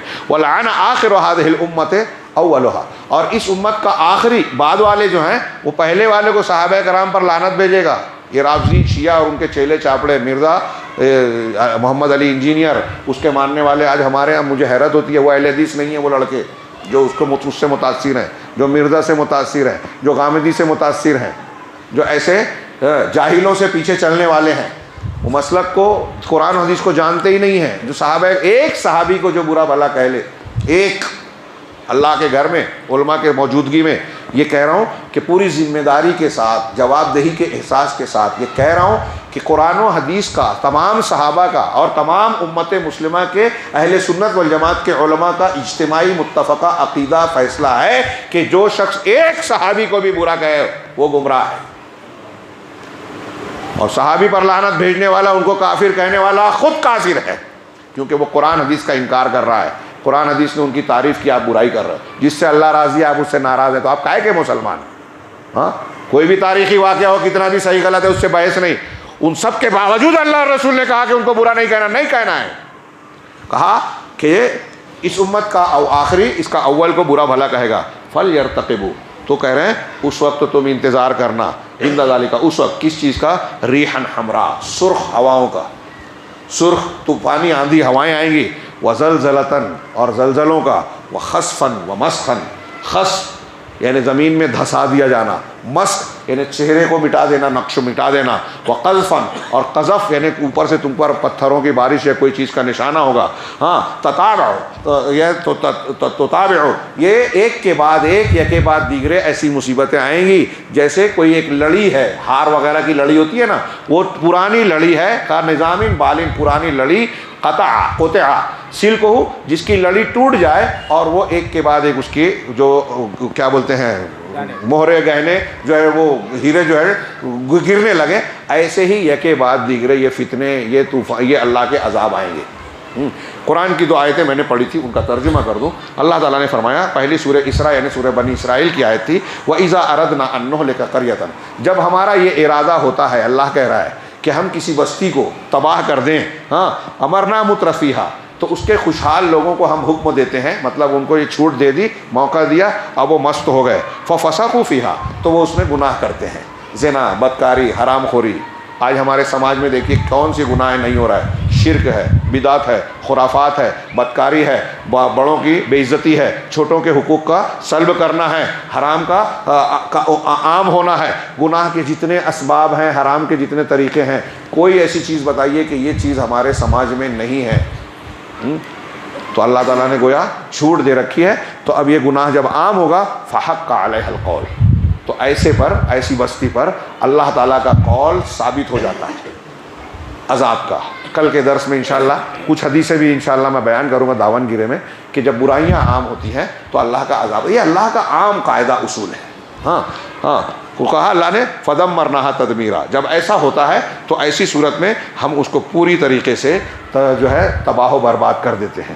اب قرآن کی اس آیت کو اپنے سامنے رکھیے اور غور کیجئے, پھر یہ جو طوفان ہے, زلزلے ہیں, یہ تو آخری انتہا ہے نا. جو شام اور ترکی میں زلزلہ ابھی آیا, ہاں ایک آدمی کے ہلا دینے والا ہے. دنیا کے لوگ سائنسی تجزیہ کریں, یہ تجزیہ کریں, وہ کریں, ایک مومن بندہ اس سے دہل جاتا ہے کہ جیسے ان کے ساتھ ہوا ہمارے ساتھ بھی ہو سکتا ہے. یہ اللہ کی شان اور قدرت ہے. جب ایک پتہ اللہ کی مشیت کے بغیر نہیں ہلتا, ہمارا یہ عقیدہ ہے, توحید کا حصہ ہے, تو اتنا بڑا زلزلہ اللہ کی مشیت کے بغیر آیا کیا؟ سوال ہی پیدا نہیں ہوتا. آیا تو کیوں آیا, زلزلے کیوں آتے ہیں, یہ قرآن ہمیں بتا رہا ہے. ہاں کہا کہ جب یہ ایسا ہے, ہم اتنے گرد گرد دیکھ رہے ہیں. اور قرآن کی ایک اور آیت, اور اسی پر میں خطاب کا اختتام کرنا چاہوں گا. اللہ نے فرمایا سورہ انعام کی آیت جو میں نے پڑھی تھی, قل هو القادر علی ان یبعث علیکم عذابا من فوقکم, آپ لوگوں کو کہیے اے رسول, کہہ دیجئے کہ اللہ اس بات پر قادر ہے کہ تمہارے اوپر سے تم پر عذاب نازل کرے. نبی صلی اللہ علیہ وسلم نے کہا اعوذ بوجہک, یہ آیت کا ٹکڑا پڑا اور کہا کہ اللہ تیری وجہ سے کہ طفیل ذریعے سے وسیلے سے مانگتا ہوں کہ میں اس سے پناہ مانگتا ہوں کہ تو اوپر سے عذاب آئے. او من تحت ارجلکم، اور اللہ اس بات پر بھی قادر ہے کہ تمہاری زمین کے نیچے سے تم پر عذاب لائے، اوپر سے پتھر کی بارش ہو، آسمان سے گرے، یا نیچے سے تمہاری زمین پھٹ جائے، زلزلہ آ جائے، اللہ اس پر بھی قادر ہے۔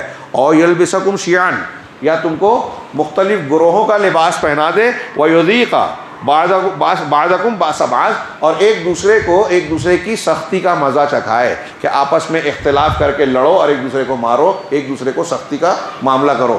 یہ اللہ تبارک و تعالیٰ اس بات پر قدرت رکھتا ہے۔ غور کیجئے، اللہ رب العالمین کہہ رہا ہے کہ اللہ اس بات پر قادر ہے کہ اوپر سے عذاب لائے، نیچے سے عذاب لائے، اور تم کو آپس میں اختلافات کا شکار کر دے۔ نبی صلی اللہ علیہ وسلم نے دعا مانگی تھی، اے اللہ میری امت کو عمومی اس طرح نہ مار کہ پہلے کی جس طرح سنت سے جو ہے قحط سالیوں سے موت ہوئی اس طرح مر جائیں، یا دشمن اس پر مسلط ہو جائے اور اس کو ختم کر دے۔ یہ دو دعائیں قبول ہو گئی، لیکن تیسری دعا کی کہ آپس میں اختلاف نہ ہو، یہ قبول نہیں ہوئی۔ آپس میں اختلاف ہو جس سے ایک دوسرے کو ماریں، یہ قبول نہیں ہوئی۔ یہ اختلافات آزمائش اور امتحان کی بنیاد پر ہوں گے، لیکن یہ بھی ایک عذاب ہے۔ آج دنیا میں دیکھ لیجئے، میں ایسا کہنے جا رہا ہوں کہ مسلمانوں کا کوئی بھی طبقہ ہو، نیک سے نیک انسان کا بھی کسی نہ کسی قسم کا عذاب جھیل رہا ہے۔ اور ہم کہہ رہے ہیں ظہر الفساد فی البر والبحر بما کسبت ما اصابکم من مصیبت فبما کسبت ایدیکم۔ یہ قرآن میں دوسری آیت میں کہا کہ تم کو جو بھی مصیبت آ رہی ہے تمہارے اپنے کارناموں کا، کارستانیوں کا نتیجہ ہے۔ میں نے ایک جملہ کہا کہ کوئی بھی انسان ہو آج کی تاریخ میں کہیں نہ کوئی عذاب جھیل رہا ہے، کچھ نہیں تو کم سے کم اپنی قوم اور اپنی جماعت کی مخالفت اور اختلاف کا عذاب جھیل رہا ہے۔ سمجھا کے تھک جائیں۔ ہم یہاں ہو سکتا ہے دوسرے بھی ہوں، لیکن میں پورے وثوق سے کہوں کہ روئے زمین پر قرآن و حدیث کے دین کو سب سے صحیح انداز میں اگر کوئی آج اٹھائے ہوئے ہے تو وہ اہل الحدیث کا طبقہ ہے۔ صرف دعوے کی حد تک نہیں، عملی اعتبار سے۔ لیکن اس جماعت نے ہندوستان پاکستان یا جو عمومی صورتحال جماعتی اور جمعیت کے ڈھانچے کی ہے، تنظیمی ڈھانچے کی، ایک مسلک ہے، منہج ہے، اس کی تعریف ہم کر رہے ہیں، لیکن جو جماعتی اور تنظیمی ڈھانچہ ہے اس میں جتنا اختلاف ہے، کبھی کبھی لگتا ہے کہ شرک اور بدعت سے اختلاف ہوتے ہیں، یہاں شرک اور بدعت نہیں ہے، پھر بھی اتنا اختلاف ہے۔ شیطان نے جو حدیث میں نا صحیح بخاری میں کہ شیطان اس بات سے مایوس ہو گیا کہ جزیرۃ العرب میں اس کی نمازی لوگ یعنی مومنین عبادت کریں، لیکن دلوں میں تحریش پیدا کرے گا، تناؤ۔ ایسا لگتا ہے کہ ہماری جمعیت کا یہی حال ہے، یہاں شرک اور بدعت سے بچنے کی کوشش ہے تو اختلافات سے بچنے کی کوئی صورت بچی ہی نہیں ہے۔ اب ایسا ہو گیا ہے کہ جو لڑے نہیں وہ اہل حدیث نہیں ہے، ایسا ہو گیا ہے۔ اور اس اختلاف کی، اس گندگی کی آنچ ہماری جماعت کا کوئی بہترین سے بہترین، قابل سے قابل عالم دین ہو، قابل لائق انسان ہو، مبلغ اور داعی ہو، اس کی آنچ کی سوزش اس کو بھی تپا رہی ہے، جلا رہی ہے۔ کہیں اس کو تقریر اور دعوت سے روکنے والے ہمارے ہی لوگ ہوتے ہیں، اور یہ بھی ایک عذاب ہے یا آزمائش ہے۔ عجیب بات رہی ہے۔ عمرا علماء مل کے کام کرنا چاہیے۔ یہاں عمرا کو، ذمہ داروں کو اکثر علماء سے خوف محسوس ہونے لگتا ہے، توحید کی قلت ہے، کمی ہے کہ یہ لوگوں کے خلاف، ہمارے خلاف ان کو کھڑا کریں گے۔ ہمارے ایک شیخ ابھی فرما رہے تھے، بڑی میری آنکھ نم ہو گئی تھی سننے کے بعد، حالانکہ پڑھ چکے ہیں، کہ امام بخاری رحمہ اللہ ان کی کیسی خدمات ہے آپ اور ہم جانتے ہیں۔ زندگی لگا دی حدیثوں کو اکٹھا کرنے میں، اس کی تنقیح میں، کتابیں لکھنے میں، کیا کیا جھیلی، مشقتیں جھیلی۔ 16 سال میں صحیح بخاری کو ترتیب دیا، ہر حدیث کے لیے استخارہ، اصول ضابطے اپنی جگہ، مسجد نبوی میں 2 رکعت پڑھنے کے بعد دعا کرنے کے بعد لکھتے تھے۔ کتنی محنت کی، لیکن ان کو بخارا سے نکالا جا رہا ہے، سمرقند سے نکالا جا رہا ہے۔ ایک شہر میں پہنچے تو وہاں آ گیا حاکم کا اعلان کہ تم کو ابھی کے ابھی آج کے آج شہر سے نکلنا ہوگا، کل عید ہے، عید کی چاند رات تھی وہ، اس دن بخاری کو، امام بخاری کو آگے کہ ابھی ابھی نکل جائیے، عید کی نماز پڑھ کے بھی نکلنے کی مہلت دی، اور وہیں سے نکلتے نکلتے آپ کی وفات ہو گئی۔ کیا بگاڑا تھا امام بخاری نے؟ ان عمرا کو، ان کو کیا تکلیف دی تھی؟ لیکن یہ اللہ تبارک و تعالیٰ کی تقدیر بھی ہے، ان کے درجات کی بلندی بھی ہے۔ ارے کربلا میں اس امت کے نبی کے نواسے کو اس امت کے ہاتھوں نے شہید کیا۔ یہ توحید کی دلیل بھی ہے کہ کسی کا کوئی بس نہیں چلتا، سب کچھ اللہ کے اختیار میں ہے، وہ جیسا چاہے وہی ہوتا ہے، لیکن ساتھ ساتھ ہمارے لیے عبرت کا سامان بھی ہے۔ ہم اختلافات ختم نہیں کر سکتے، لیکن اپنے آپ کو اس سے بچا تو سکتے ہیں۔ اگر ہمارے دل و دماغ میں اللہ کی عظمت و کبریائی ہے، اور یہ ارد گرد میں قرآن کی آیات کے ساتھ ساتھ یہ جو آفاق کی آیتیں ہم اپنی آنکھوں سے دیکھ رہے ہیں، خبروں میں سن رہے ہیں، یہ مناظر جو ترکی اور شام کے دیکھ رہے ہیں، ہم کو دیکھ نہیں جاتا۔ چھوٹے چھوٹے بچوں کی جو حالت دیکھی ہم نے، بوڑھوں اور بچوں اور عورتوں کی جو کیفیت دیکھی، ان کے زلزلے کے بعد اور طوفان کے بعد، شام میں جو پہلے جنگ کے بعد جو صورتحال ہے کہ گھر نہیں ہے، اوڑھنے کے لیے بستر اور بچھانے کے لیے بستر، اوڑھنے کے لیے چادر نہیں ہے، کھانے کے لیے کھانا نہیں ہے، ہمارے اور ہمارے بچوں کی حالت ہو تو کیا بنے گا؟ یہ ساری چیزیں اگر ہم غور سے دیکھیں تو ہمیں رجوع کرنے پر مجبور کرے گی۔ ہمارے ان تمام مسائل کا حل میرے بھائیوں اس بات میں ہے کہ ہم اللہ کی طرف پلٹیں، گناہوں سے توبہ کریں، اللہ کی عظمت کبریائی اس کی توحید کو اختیار کر لیں، اپنی زندگی میں نافذ کر لیں، دنیا بھی سدھرے گی اور آخرت بھی۔ اللہ تعالیٰ ہمیں خیر کی توفیق دے۔ وآخر دعوانا ان الحمدللہ رب العالمین۔ اللہ تعالیٰ کا شکر ہے، اور اللہ کے بعد میں یہاں کے چتردرگا کے ذمہ داران، علماء کرام، اور خاص طور سے ہمارے جو مسجد کے ذمہ داران ہیں ان کا، اور پھر اس کے علاوہ داونگیرے کے علماء کا شکر گزار ہوں کہ انہوں نے مجھے موقع دیا، بلایا اور یہ باتیں سماعت فرمائی۔ ہم اللہ سے دعا کرتے ہیں کہ اللہ ہمارے اس ملنے کو، بات چیت کو اور سننے سنانے کو پروردگار قبول فرمائے، اور ہمارے لیے دنیا اور آخرت میں بھلائی اور خیر کا سامان بنائے، ہمارے حسنات میں اس کو درج فرمائے۔ وآخر دعوانا ان الحمدللہ رب العالمین، وصلی اللہ علی نبینا محمد۔